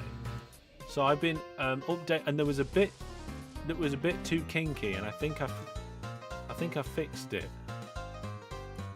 This corner's not too bad, but it's completely unnecessary. We can just go straight past this coal mine. There's a big space here of flat land, and there is no reason at all why we're not cutting the corner here. So let's do this. Let's cut the corner. There we go. How much has been spent on construction recently? That's an interesting question. Let's have a look. So if we have a look in the last two periods, operating expenses, capital expenditures. Here we go, construction. So not this period, but the last two periods, it was 90 million and 200 million on construction. I can't remember how long these periods are. I think. You know what? I have no idea how it works. Are these months? Or are they... No idea. No idea. Why are you stopped? Signal? It might have been signal. Okay. I don't know. But in any case, we've been building. And building. Right, now we've got a double kink here for no reason. Which is kind of a problem of my own making.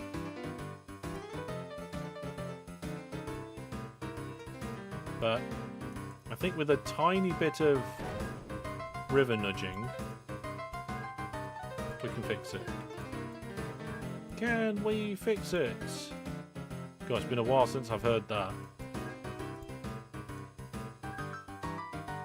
There was a whole song at one point, wasn't there? Right.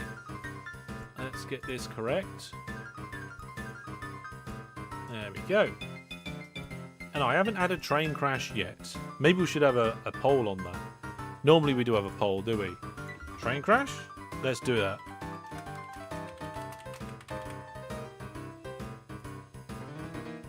There we go.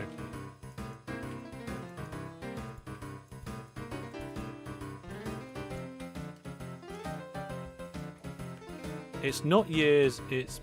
Yeah, I know it's periods, but I don't know how long those periods are. Right, so we've got these kinks around here going around the town. That's okay.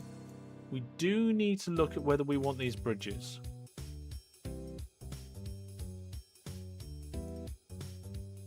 I mean, I think at this stage I'm pretty happy just to get rid of the things there. Do. Right, so then I think it is only really the depots that need fixing. So we'll do that now. We want to get them to be double depots. I don't know how many depots there are on this line. There's one set. Oh, there's another set here. These ones are wonky. I'm not sure how we've ended up with wonky depots like this, but I will resolve the issue.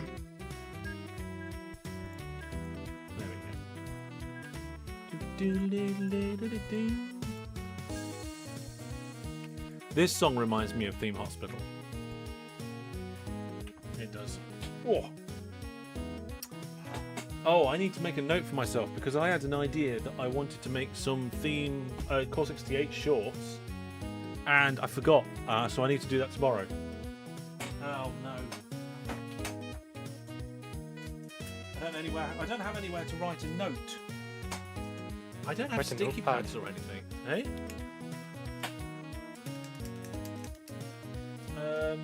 Perhaps a piece of paper, scrap paper. That was weird. My microphone. Did you guys see that? My microphone just moved all by itself. It just swung over.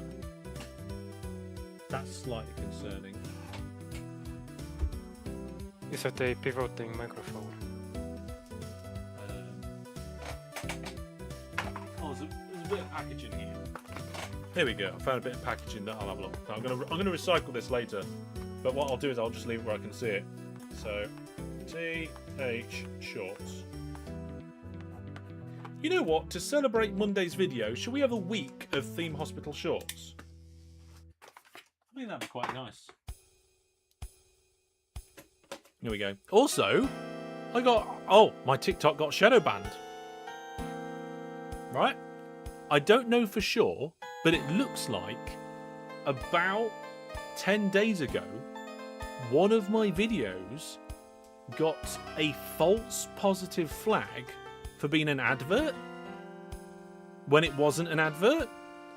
And because I didn't respond to the no notification they sent within 24 hours, instead of having 2,000 to 3,000 views on my TikTok a day, I was getting 2 to 3 views, like next to 0 views. Like you look at the graph, it's like wiggle, wiggle, wiggle, wiggle, gone. So hopefully, I can get this resolved. I might just delete the video because I can't edit it anymore for some reason. It just seems to be bodged and locked up. I don't know. We need those TikTok people to have access to OpenTTD content, don't we? What earth is that line? Oh. Is that one of your two's lines? It's coming right up to my vac line now. The other side, I'm working from the other side still. Ah, so that's Strybro Fox, right? You're on the... If you check the minimap. Oh yeah, we haven't had a look at the mini-map of the world. Let's go to the map of the world. Zoom out, get rid of the town names. You should see a big line forming. I do see the big line. It goes here. And then I think it's somewhere around there. And yeah, I'm going to see if I can kind of just point this out a little bit to the viewers. I don't know if they'll be able to see. But it's starting over here. And it's ending over here. And I can see a bit of line there going up to here. Then obviously we've got this line up to there. But then it I think kind of goes across here, I think. And is up to there at the moment. So it looks like you're somewhere in the region of maybe 3/4 done. Laurel was like, much. oh, I can see my line from up here. How many towns are there? A lot. Let's have a look. There are... No, that's the wrong directory. 1,792 towns. And there are 3,382 industries. There are... Oops. We have 1,099 trains, 1,055 road vehicles, 1,028 ships, and 1,037 road vehicles with 168,000 pieces of rail. Do any towns have 0 people? I don't think so, but we can have a look. Town directory, sort by population. No. The smallest town is Lenstone with 174 people. Because even towns that aren't being supplied sometimes might grow a little bit. Maybe. Yeah. Okay, Love Theme Hospital, I really should try its open source successor. Core 6TH, yeah. I did a live Let's Play of Core 6TH on the Trips Down Memory Lane Livestream series.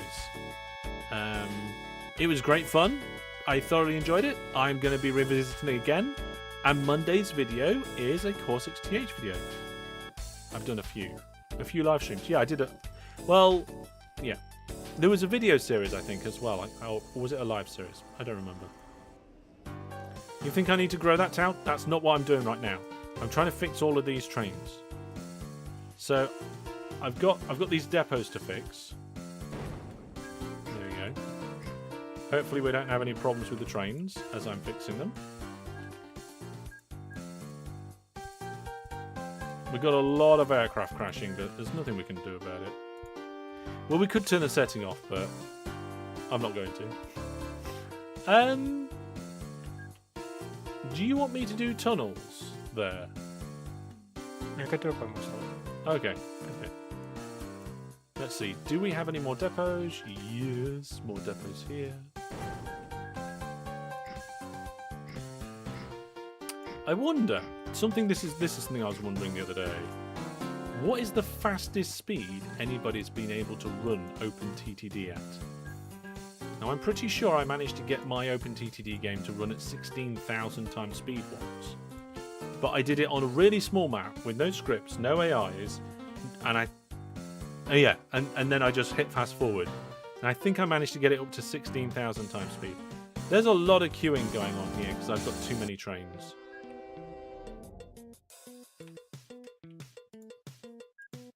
Yeah, ratings are 100%. We just got too many. Maybe we can get them to go into a depot? Or two? Should we do depot holding, like a waiting bay for depots? I'm not sure. Wonder if you can run a script at the end of the game to tally the total number of people lost in plane crashes. No, you can't do that at the end of the game, because the only way you know that is within the event information that gets fired when the event happens, and then the event's just gone. It's not recorded anywhere. So I do have a script that actually counts that and remembers it and produces it as part of the statistics, but the problem is you need that script in from the very beginning, and you can only have one script in a game at once, and the script that we've got is the one that controls the spy camera. Running without the UI can make it a lot faster, apparently. Wow, didn't think about that. How do you add a station to a city after it has grown largely? Carefully? I would say get yourself like a bus service in the town first to try and keep your ratings up, because you're probably going to have to blow a few buildings up. Yeah, I've just got too many vehicles. Let's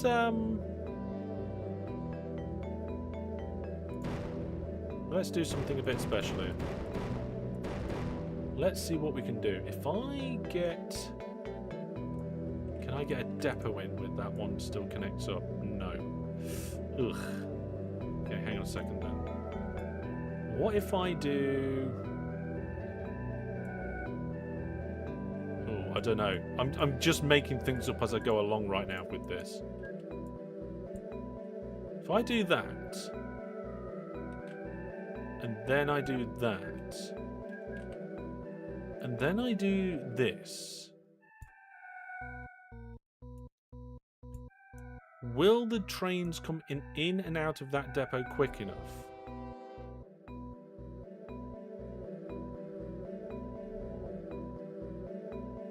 To keep the train station fulfilled? Or am I going to have to devise some sort of special double depot system? Now, obviously, there was a delay because I was readjusting the track. So we'll have to see. Oh, you didn't mean that?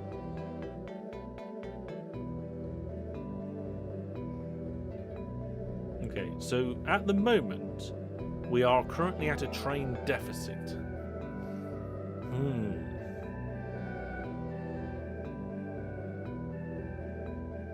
Yeah, this isn't working.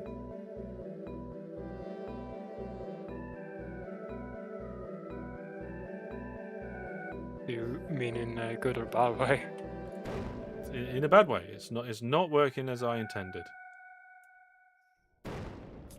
So what I'm going to do is I'm going to add a set of forced depots, and I'm going to... That was weird. I thought forced depots weren't supposed to... Double depots weren't supposed to put the track between the two. Oh, that's the railway station in the way. There we go.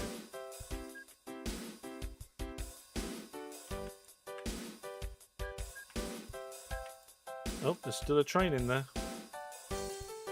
And what I will do is I won't put a signal after the depot. Now I think doing a double depot will make this work. So let's have a look. Yeah, that's the last train to come out of there. So if I get rid of this... Like I said before, that was an experiment. Right. So now, a train will go into one side. And as a train is going out that side, the next train will go in the other.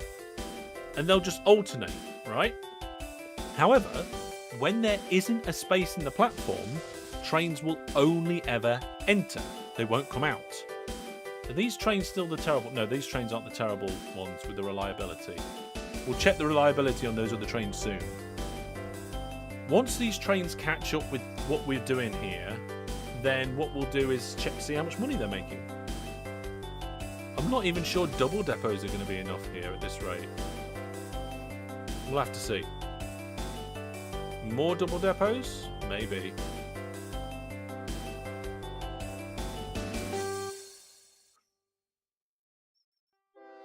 Oh god, what is this?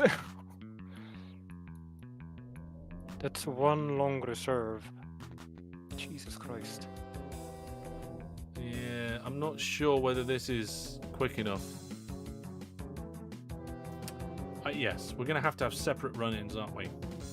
So what we'll do is we'll have a separate run-in here for another set, but I'll disconnect it so that the first depot can go to platforms 1 and 2, and the second depot can go to platforms 2 and 3. Now this river is currently not used, so bye-bye river. Bye-bye river, river, bye-bye. There we go. Oops, well I blew up too much there, didn't I? And we'll get a second set of double depots in. And then what we need is, oh god, yeah, is that we need them to be able to join together. God, I thought I blew up a train then with all those explosions that just went off. We've got 2 lines here at the minute, but what we need is the line to split and have no signal after the split. So I'll do that. And then I'll make sure that we have a signal here and remove those 2. There we go. Right, now because we've got these ones, we don't need this.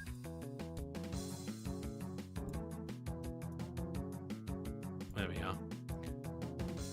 That river had some quite nasty fish in it. I've never heard of quite nasty fish before. Right, so now we've got 2 double depots. We're actually, I think we might be all right. Obviously, they start flowing better. Oh, the split needs to be further back. It needs to be a train length back. So 9, 10, 11, 12, signal, split. The split needs to be there.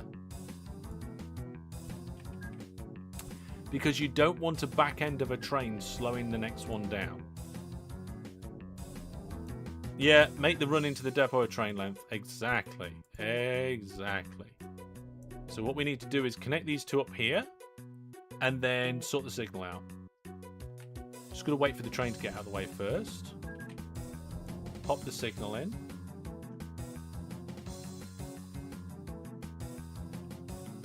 And then we can remove these signals and hopefully we don't have a crash. There we go. Oh wow, have we actually managed to run out of trains? And there's the new train coming back, so we might be clearing the backlog now. Yeah, there's not a lot of items waiting anymore.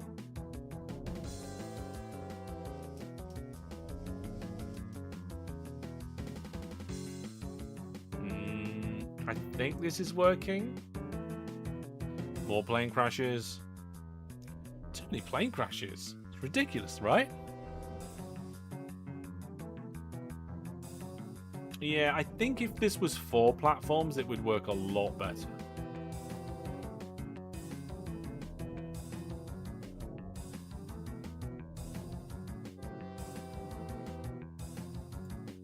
It does look like it's slowly catching up, look. The amount of livestock in there is low. And what about the ratings, though? Yeah. And then we're going to end up with trains sat there loading, aren't we? I think this is just coping. There we go. And then they fire themselves down this line at 3 billion miles an hour. Drop off at this particular factory. That was the word I'm looking for. Are there a ton of trains waiting to leave the depot? I don't think so. Let's have a look. No, no trains, no trains. Oh, there's 3 there. And there's 1 there. So there are some trains waiting to leave the depot. Yeah. But that's the point, right? The whole point, the whole reason I added this was so trains didn't sit on the line waiting. They're waiting in the depot and they feed out when they're ready. Oh, it's complete. You did it! Yes. Let's have a look. So the line crosses here. It goes all the way across. Now you ain't got signals on there yet, though, have you? That's fine. We'll get to it. Don't need signals, apparently.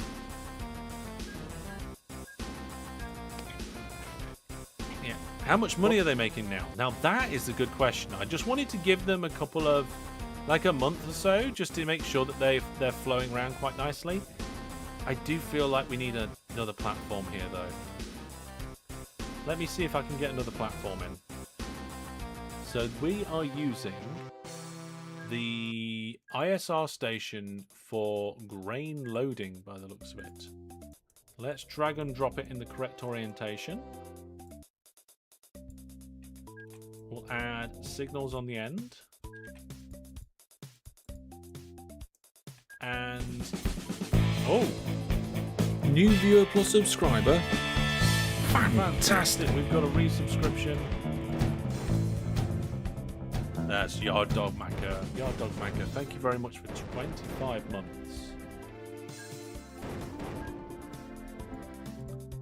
You are fantastic indeed. There we go. So we're going to get those two platforms going to the same one.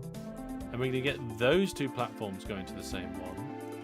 So now they should flow out the depots even betterer.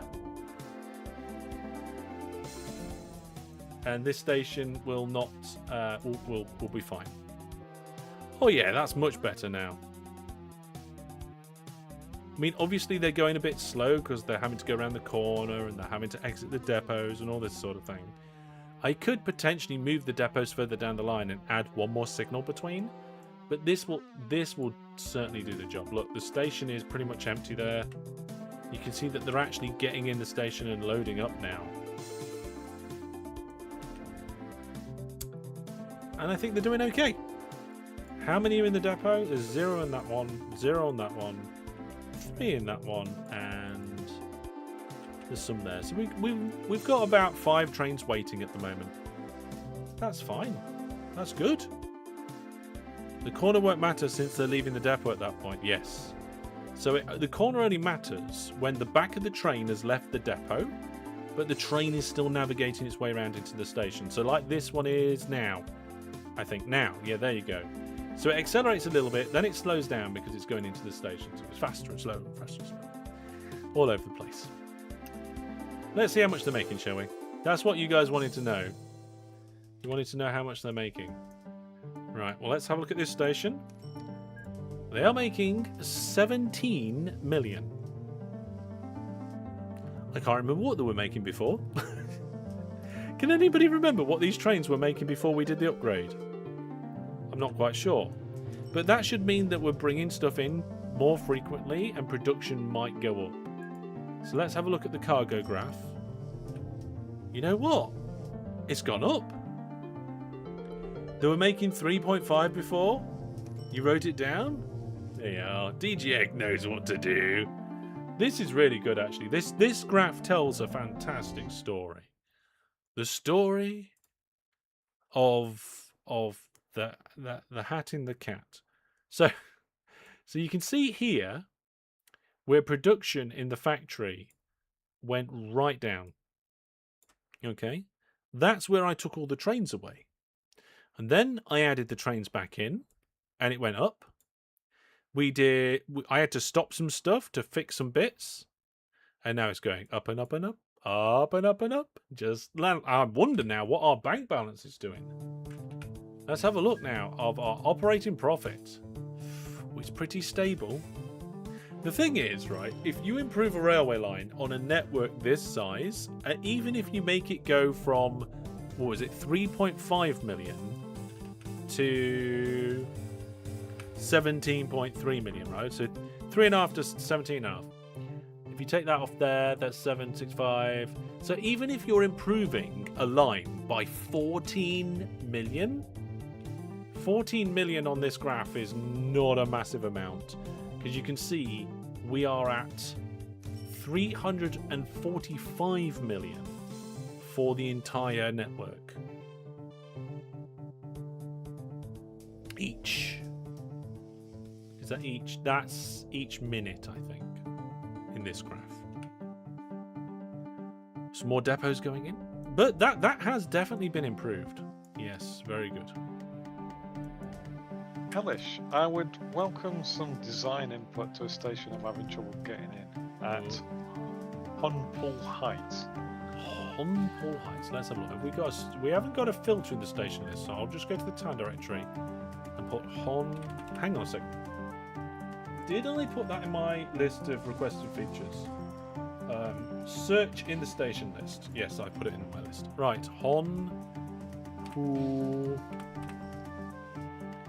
Oh, I can't find Honpool. Oh, it's double N. Oh. There it is. Right, so here's Honpool. And you've gone into Honpool Heights there, yes. So what was it you were trying to do? What's the matter? Trying to work out an efficient for platform Terminus on this angle. Oh, on the angle. Now, normally you would be using bridges and tunnels to be able to do that, but you can't on the angle.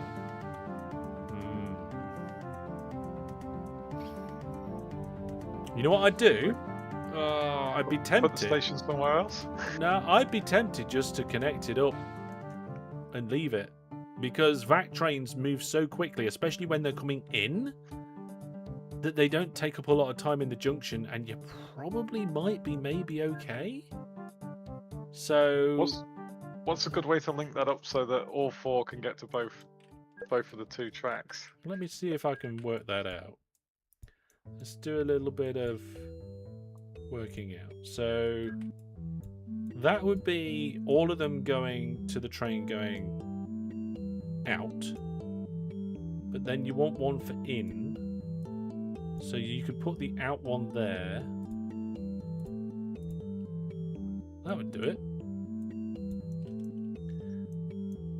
You've got all the tracks crossing each other. You'd need a signal on the way in there, but in theory that might work. It's neat. And it's relatively simple and compact. However, you will only have one train moving through that block at once if they're crossing paths. As you say though, with this speed it shouldn't matter too much. Yeah. Taker says, I wonder how the hog would do if you threw it on now. You know what we did? We threw the hog onto this map at the beginning of the series, right?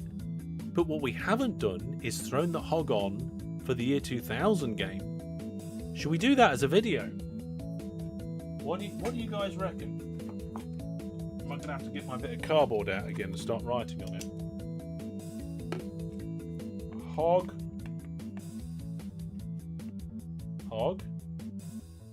S12 Y2K start. That'd be interesting, maybe, because we did it for the very beginning, didn't we? Could be a fun experiment. Yeah. So because of the way that this is connected up, right, and you can't have diagonal tunnels or diagonal bridges. This is probably it. You know. You could do better. You could definitely do better, but I don't know if the level of complexity is worth it. Right? Can the hog use vac tube? Yeah, I think it can. I think it can use any rail type and any vehicle and things. I think it's quite well put together in that way. And what you got to remember as well, there's another factory now. There's 2 different hogs. There is. We have 2 hogs. Oh, so right. Do you want the hog to build a dozen railway or lines, or one big hub to spoke? Exactly. There. We've got a lot of vac tube on this map now. But is there infrastructure information? Details? Ah, here we go. The breakdown. What are the percentages? So you can see here, everybody, we have still a little bit of old-fashioned railway, just over 1,000. We've got electrified railway, 32,000. That's most of the stuff. Oh We've God! got dedicated high speed 96,000 at 10,000, and then we've got metro at 7. Vacuum 96,000 pieces of track for vac tube. So the vac tube circuit is roughly triple the second biggest stuff on there. That's a lot of vac tube. In fact, I don't think we've ever had this much vac tube in any game that we've done ever. Oh, you know what? We should do a viewers game where we start with VacTube. We did that once. There was a few companies that went bankrupt. Yeah. The trick was to not actually use the vacuum tube that was available, but to use the maglev, and you use the maglev to make your money, and then once you got your money, you built your vacuum tube. There was a few companies that went straight for vacuum tube and they just couldn't do anything. But yeah, I'm surprised by that. It's roughly 3x the electrified railway.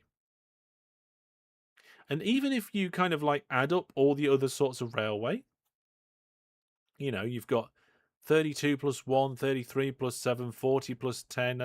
That's about 50,000, right? It's not far off half all railway on the map. It's not far off half. It's crazy. Right. I've got 3 spurs of me roundabout hooked up now. Oh my train's goodness. whizzing round a bit. What is It's your... spread station time. It's press station time, is it? Fantastic. Oh, and we need to name it, do we? Should we name it after a Viewer Plus subscriber? Yep. Okay, Viewer Plus subscribers, if you are watching in YouTube or Twitch now and you haven't spoken and you've been lurking, now's the time to say something, and then the wheel will pick up that you exist and put you in the pool to be having this named after you. This weird roundabout thing. Now, these designs are really good, okay? They are neat, they are relatively simple. However, right, there is a little bit of a design flaw if they get too busy. And you can kind of see that, an example of that here. Let me see if I can show you guys on screen. Where's my... Oh, there's my red thing. All right, I don't want red, I want pink.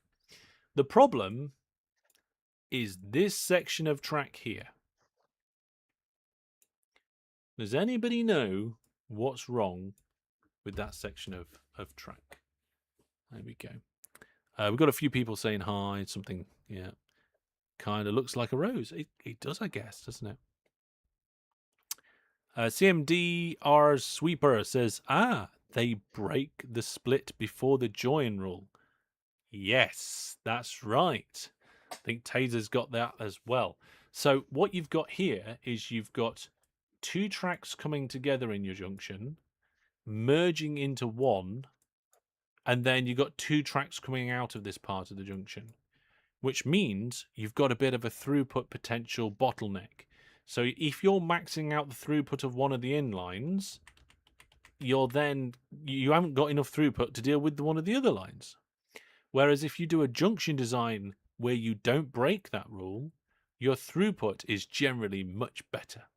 Now, obviously, if your throughput of your junction can cope with all the trains from a few different directions going through one stretch of track, then that's not a problem, right? It's not a problem at all. And Well, here, they're vac tubes, so they're rocketing through that section of track at 3 billion miles an hour. They're spending like 0.06 of a second in that section of track. So there's not enough time for them to be able to all block each other up. Now, I had carefully spent time playing with the distances in between each of the bits to make sure that it would support train length 10 without any end of a train blocking a potential another way. So a train length 10 should be able to sit in each of all of the little bits without blocking something else. Yes, that is a good thing to do when doing your junctions, is to make sure that in each section of the junction there's enough room for a train to wait if there's a blockage in front, because if there's a blockage in front and your train is to wait and the section is long enough, then you're not going to block the section behind you and allow other trains to be able to continue to move. Well, let's spin the wheel on Viewer Plus subscribers in the live stream and see who we're going to name this junction after. I wonder who it's going to be. You can see here everybody on the wheel. Jebulus on the wheel, Silfo's on the wheel, Chegzo Kid's on there. I see DG Egg on there as well. And Laurel. I think we might already have something named after Laurel. I'm just going to check. sign list. We do have signs with Laurelil's name in there, but that's because Laurelil just put like a sign down. So no, this is the Laurelil loop. There's got to be something like that, isn't it? Oh, that'd be so funny.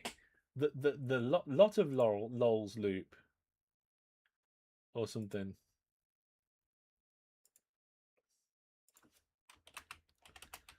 Oh dear. There's a few of us on there twice. I don't think you should be. I think that happened in the last season, in season 11, I think. Let's have a look. Let's have a look in. Where's my moderator list? There we go. Yeah. Okay. Right. So we'll put that in there. We're going to name this loop after Laurelil. Isn't there a depot? I don't know. Maybe. Oh, you mean multiple times on there? Yeah. Laurelil's lily? You think it looks like a lily? Interesting. That is interesting. Hyperpod. It's a loop? Laurelil's loop? Laurelil Rose. Interesting.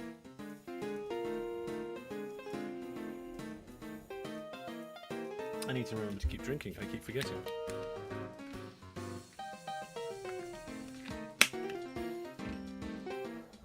There we go. That's better. Oh, also, folks, I've just remembered the Variety channel, the second channel, has got a few videos coming out where I'm doing a few little extra things, some unboxings and stuff. So if you want to see them, make sure you're subscribed to that second channel. There is a link to the Variety channel in my link tree and at the bottom of my website. So make sure you all go and subscribe to that channel, because not only do you get unboxings and extra things, but I do some vlogs and I do little travel videos sometimes. I do streams from LAN parties and other bits as well. So check it out. And if you like my content, maybe you want to get subscribed to that one as well as this channel. Laurelil's Loopy Loop. I like that one. Super Loopy Loop. Laurelil's Loopy Lanes. Interesting. What do you two think on this one? There's some good suggestions. Is Laurelil in the chat? Maybe they can choose.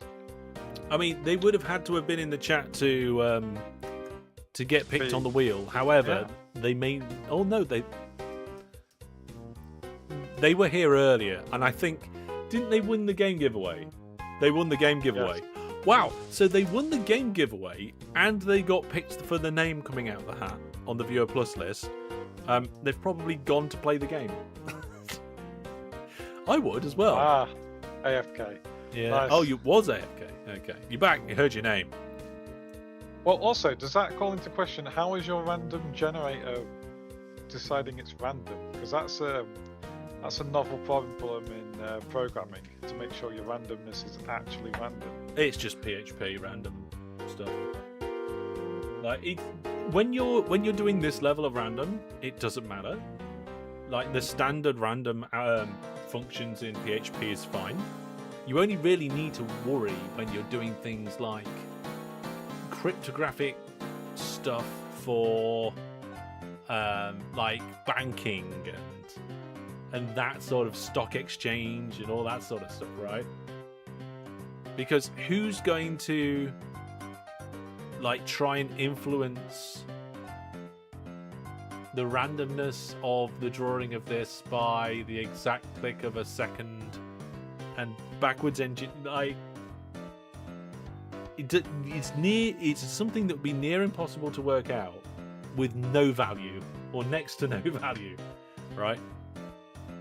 Well, there was something like on Deal or No Deal, there was a patch where they used to draw out the values that got put in the boxes by a set of balls in a bag, and they switched to code. And then for a 3-month period, you could actually predict which values were in which boxes because they fell into one of 5 data sets. Oh, right, I see. Yeah.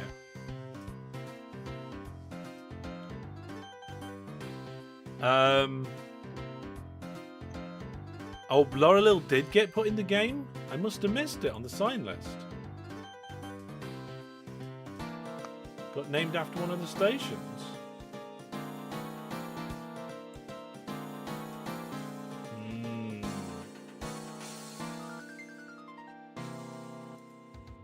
Oh, was it Laurelil's lumber loading?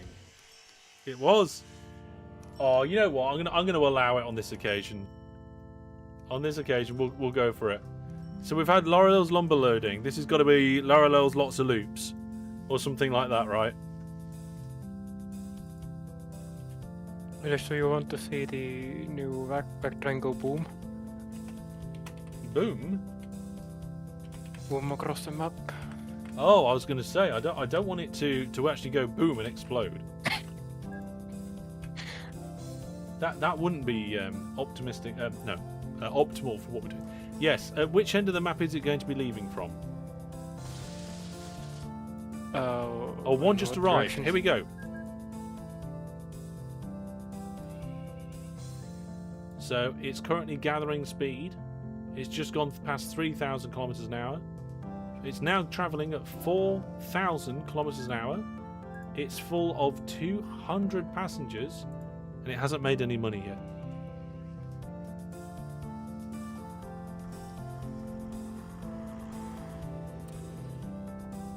It is going across the world pretty big. Even at that speed, it takes quite some time to get across this world. This world is 4 times bigger than my Season 11 world. I mean, in theory, you can have a game that's 4 times bigger than this, but that is the maximum size then. There we go. It went across the world. We watched the entire route, and it made £380,000 for that one trip, which was a profit of about £340,000. Yes. Indeed. Oh. Yeah, let's have a look. Now we've got a few different things all named. I can see that some of the lakes you've gone across, you've just built land right across it. And because there's no ships, or there's no ships in that section, it's fine, right? If something's going across the world that quick, it probably doesn't have long enough for its reliability to drop much. You could probably just force it to service once each end. Yeah, that's fine, but I will still put double depots across the line. Yes, there is. I saw the depots across the line. That's very good. Chat says math random in Java or C# is indeed not actually random. Yes, that's what we were talking about. So computers basically can't do real random, but it's close enough to. Now, Silpho, I heard some news about real randomness in computing, and there's been some breakthroughs. There has. Oh, yes, there has. Now, I can't remember exactly what the news was, but I might be able it's already to making 8 million. Oh my goodness. What, the line? Yeah. Let's go all the way to the end and just check, see what we've got here. So if we look at all the vehicles, yeah, they made 8 million so far. Brandon says, does it matter how random something is? I mean, it depends, because if something isn't perfectly random, and you can kind of work out and guess what the next thing is, you could get access to something you shouldn't be able to. Yeah. They used an API that called a quantum computer that would produce acceptable levels of randomness. Yes. There's a whole next level.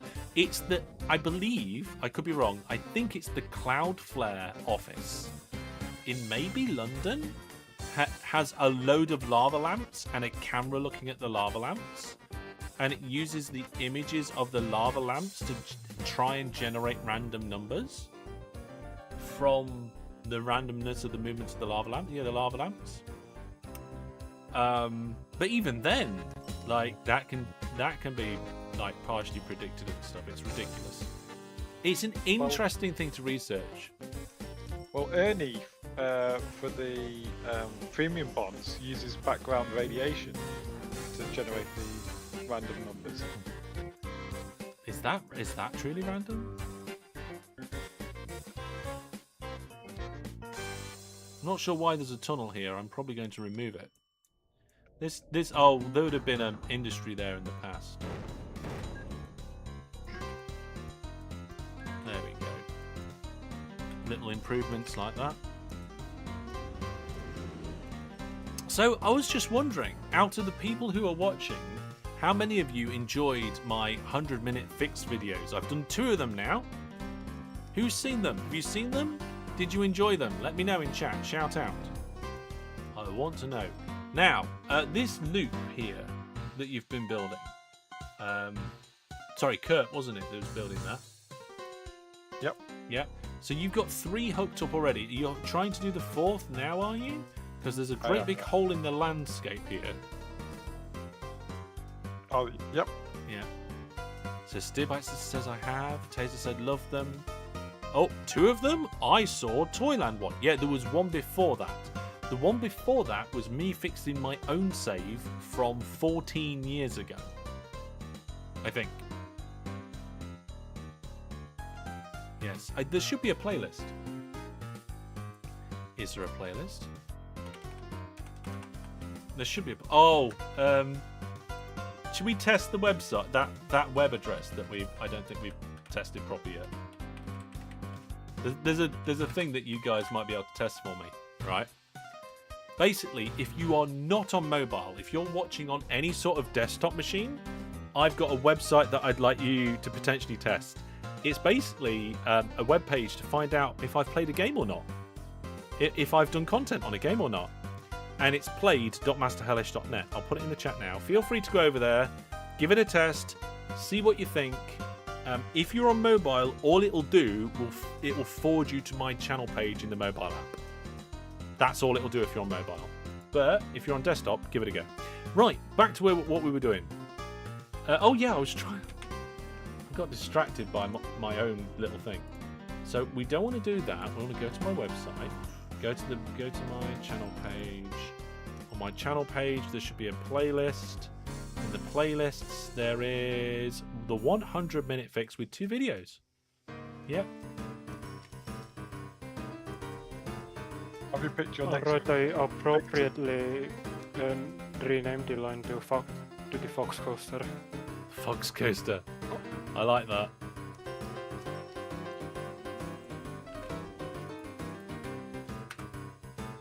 Right, let's have a look. Subway trains now. CMDR Sweeper says, oh, the joke got real. Yeah, basically, I wasn't willing to buy a full domain to make that joke kind of page, but I could use a subdomain, and that's going to cost me no extra money, so I did it. WeW says, I enjoyed the 100-minute fixes. I just wish I kept my old save from when I first started. Oh, yes. Thomas said, love them.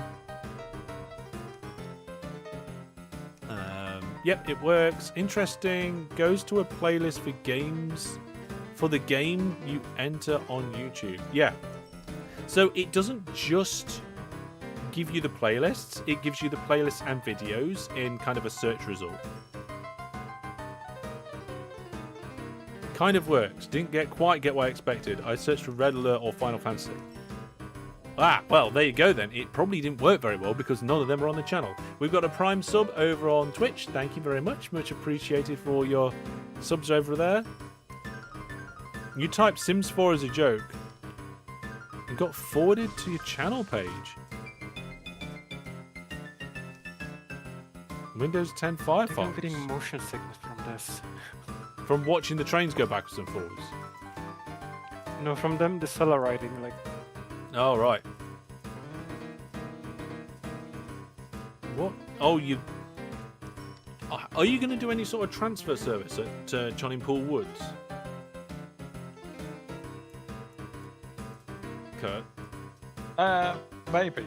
I was just trying to get the line finished first. I can't remember where your loopy... Oh, there's your loopy thing. Well, let's have a... Oh, my goodness. How... Have you got any passenger... Oh my goodness, that cover... I mean, you have got spread stations, But that's terrible coverage. I mean, Oh yeah. surely yeah. you need some trams in there, right? Oh yeah, yeah. That's like after getting the main bit hooked up. Right, I'm going to give you a hand. Tramway construction. There we go.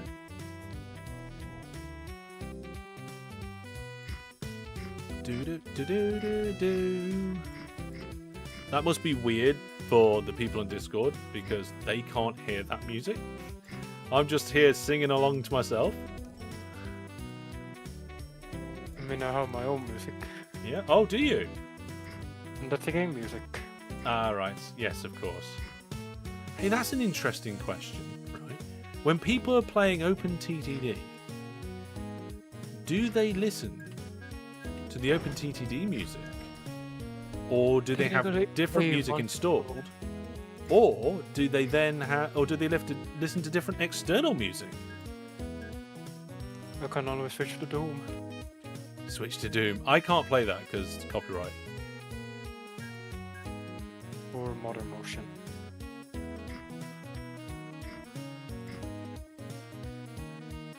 No. I don't know if Modern Motion is open source or not. Let's get a good tram. Mega tram. Right, I need the station titles. There we go. I think I might have put better many trains. Oh well. I don't give a not. Hang on a second. I just need to make sure that I'm transferring these trams.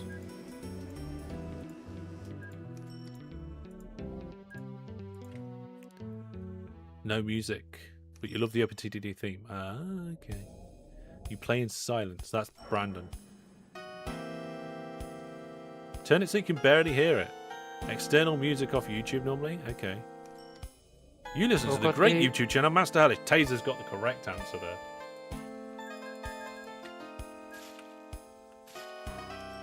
When, in my early days of playing games, I used to listen to music from outside the games, right? And I would, if possible, turn the in-game music off. And I would listen to the same album for each game that I played. So different games remind me of different artists and albums. Now I can't remember which album it was, but it was one of the albums by Bewitched, which I always got reminded of when I played Theme Hospital, because back in the day, when I played Theme Hospital, I would listen to Bewitched. Then there was some Blink 182 for a game called... Oh, what was it? Oh, I've lost it. It was a vehicle battle game on the PlayStation. It was Vigilante 8. Vigilante 8 was pretty cool.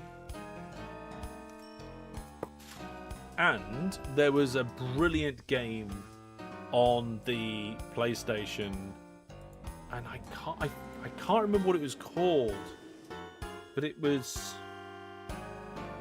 like a apocalyptic car battle sort of game thing. It was brilliant. Yeah. Same with not games, but with books. Oh, interesting. Well, I'm going to start transferring passengers here soon, so let's see if the number of passengers here goes up and if the amount of money that these trains are going to make goes up. So we've got 2 groups of 5 coming to this station. They're making mid 7,500, 100,000 to 8.5. So 750 to 850,000. And there was almost never passengers, right? Destruction of it, no. Oh god, they look.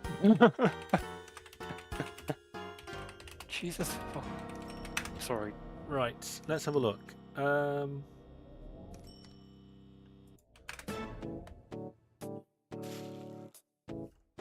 Kurt, what kind of junction is that then? It's not a diamond junction or... Ah, here we go. The game, I believe, was called Roadkill. and it was on the PlayStation 2, I think. It was an open world vehicle combat game.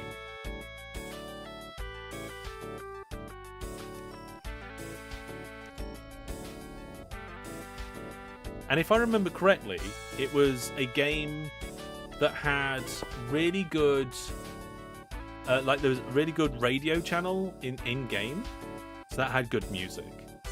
And I found another game recently that I used to play a long time ago that I found available. Where is it? Oh, here it is. So it's probably not going to feature on the channel because it's a racing game, but it's Pod Gold.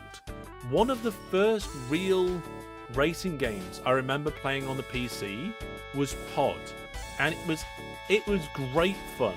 You had a lot of different cool vehicles going through futuristic tracks that would go up on their side and up, down and round the other way. And I think you could damage vehicles, and there'd be tracks where you have to go in opposite directions to each other on the same track and stuff. Pod Gold it was called. Pod was amazing. Yeah, Pod was amazing. Pod Gold was like even better because it was exactly the same as Pod, but it had a few more tracks and it had a few more vehicles. So, yes, it was really good. GTA Vice City radio station was incredible. Yes, but the radio stations from Roadkill predate the GTA game, the newer GTA games. Yeah, Pod, split screen with friends. Yes. Burnout Paradise was good. Yeah, it kind of was. It was okay, but it was very different to Pod. Very different to Pod. Ever play Micro Machines? Kurt. Yep.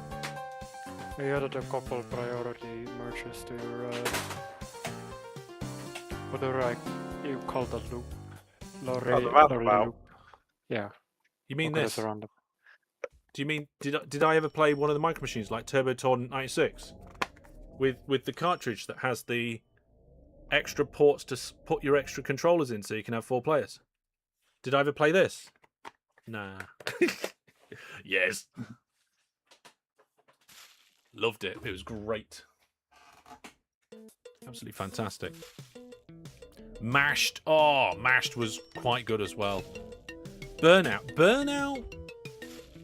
In Burnout, my favourite thing was Crash for Cash. That was brilliant. The Crash for Cash mode. And then when Burnout stopped having Crash for Cash modes in it, it wasn't quite as good for me. Trackmania, nah, I'm not a big fan of Trackmania. Now, here we go. You can see that the amount of money being made by these trains, you've got to ignore the top one, but the amount of money being made by these trains has gone up by, I'd say, about a third, just by adding more passengers to this station. So, as these, oh wow, there's quite a few passengers there. Maybe these trams need to unbunch. Oh, something's broken on one of the back lines. What do you mean? There's trains stuck and they're not going anywhere. Oh, Yeah, what's the train number? Well, I think the problem's at Prinnington East. Trains have gone into the platforms. Oh, hang on a second. I'm going to need to... Prinnington. Prinnington East. There's trains going in and then nothing coming out. I'm not there yet. It takes me a minute to find it in the list of 1,792 towns.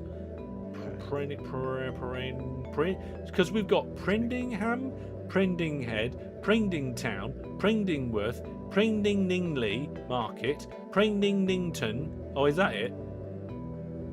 Yep, 53,000 here.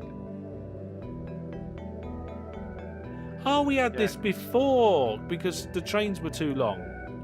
Ah, well, they're still too long. All right, well.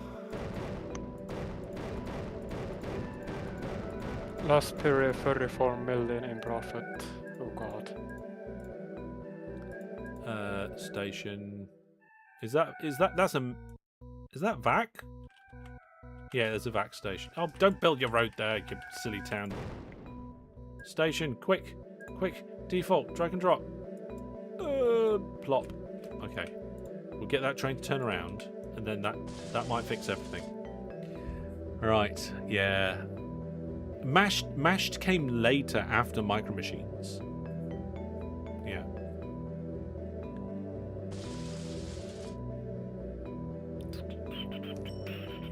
Destruction, you- Derby, Twisted Metal, yeah. I'm looking at total profit last period, and my Fox cursor is number 5, or was. On which line, sorry? At the cross map line. Oh yes, Not the 34 million. That's going to bump the numbers up a little. Operating profit? Oh yeah, we've had a couple of periods where the numbers have jumped up. That's pretty cool. Fun fact, OpenTTD has a limit of 64,000 cities as well as 64,000 industries. Really? That sounds like something I need to break. I think my inner spiff's coming out on that one. Yes. Is 160 the maximum speed cargo wagons for electro rail? It depends on what mods you're playing on. I never had an Amiga. Yeah. So we've got a station full of trains. We've got a train waiting at the signal.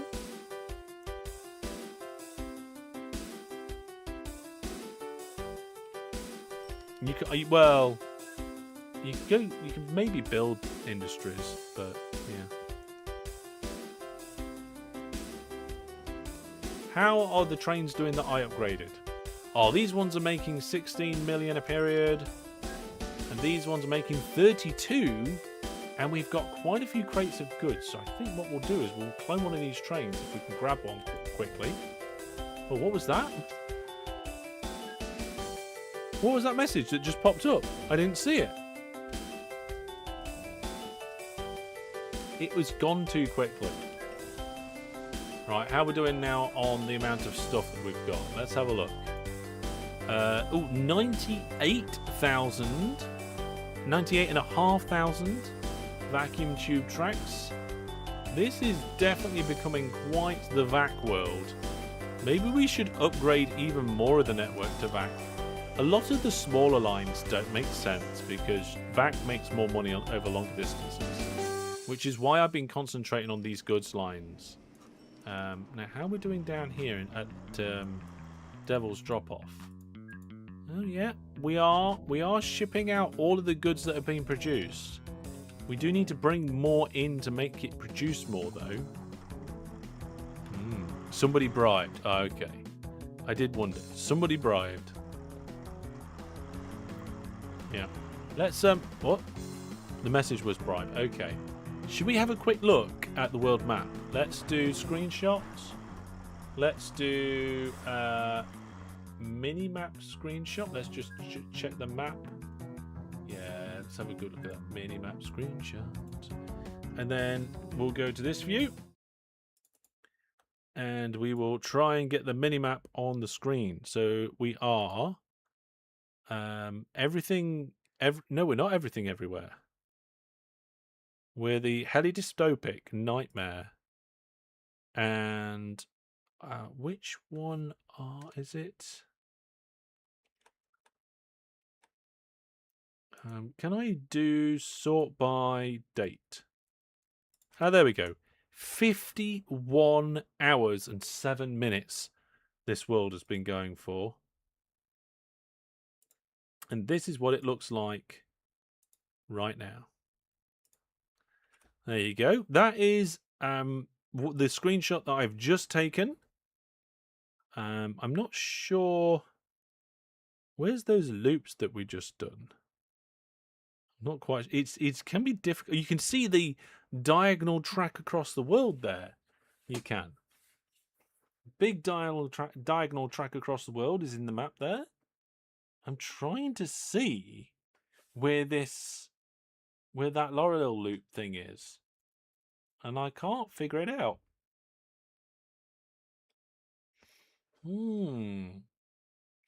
How are the loop of loops doing? That's a good question. I have no idea. We'll have to have a look at it soon. You think this is before the what? Oh, what? I've selected the wrong one again, haven't I? I did view extra large. No, not extra view extra large. Sort by date. Here we go. 35 hours and 41 minutes. That's it. It's got the right loops in there now and everything. Yeah, it was the wrong map. That was before the Y2K reset. This is where we are now. Wow. That to me that looks like more infrastructure. I don't know what you guys think. This is it. This is the screenshot I just took. You can see the loop. This is why I couldn't find the loop. The loop is now exactly where I expected it to be, and it is there. You can still see the big diagonal line because we've got a big diagonal line this time, like last time. But now this one's brand new. Yeah, I wonder how all the loops and loops are doing. Let's have a look. Let's try and find one of the loops. Here we go. No, is that one of the loops? I'm starting to feel a small bit of lag on this now. What's the game speed looking like? Mine is horrendous if I zoom out even a little bit. I mean, if I stay still, the game is no longer running at 1x speed. This is why we had the mid-season reset, because even though we could probably have kept going past that mid-season reset, we wouldn't have made it till the end of the season. Right? The game is running at roughly 90% speed. 90, 91. It even dropped to 88% speed then. I mean, I'm zoomed out, but I'm not scrolling around. If I scroll around, it drops to 40% speed. Yeah. Genuinely curious how far you could push big map for regular gameplay. Well, have you seen my video about how many vehicles you can get in the game and about the rendering and so forth?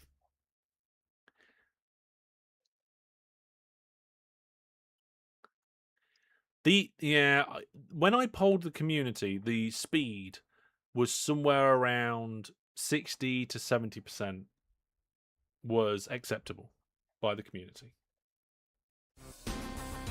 But if I zoom right in and look at nothing, then the game runs fine. If I zoom right out, you can see the graphics rendering goes to 10 milliseconds, and that just completely pulls everything back. If I zoom right in, the graphics rendering goes to 0.5 or 0.3. Yeah. Oh, if you've not seen that video, I'd definitely check it out. So yeah, the game slowing down is not the amount of trains or road vehicles and stuff that we've currently got. At the minute, the game slowing down is the graphical rendering of all of those vehicles, trains, and roads and infrastructure and buildings and so forth. Very good. And you know what? I'm starting to slow down as well. And you know, I am still very much looking forward. Oh, I've got that over my face. To tomorrow night. No, we've got New viewer or subscriber. Fantastic. 19 months now for Weirdo Spawn. Thank you very much for supporting the channel. Yeah, so don't forget, not only have we got a video coming out on Saturday and Monday. Saturday's one is still probably maybe. I haven't quite finished it yet.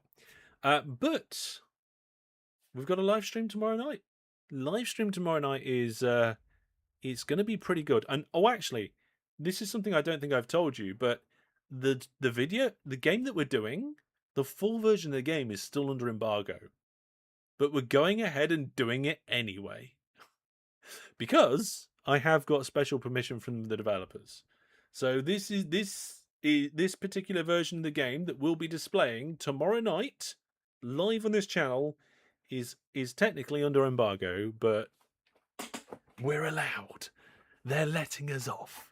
So if you want to take part in tomorrow night's game, I think I might have some codes left. I'm not sure. Just DM me on Discord and we'll sort it out tomorrow morning. And yeah, it's going to be great fun. But that is going to be all for tonight. Thank you very much to Kurt and Striber Fox for joining me tonight. You both built some fantastic lines and added to the massive vacuum network that we've got. So thank you very much. No problem.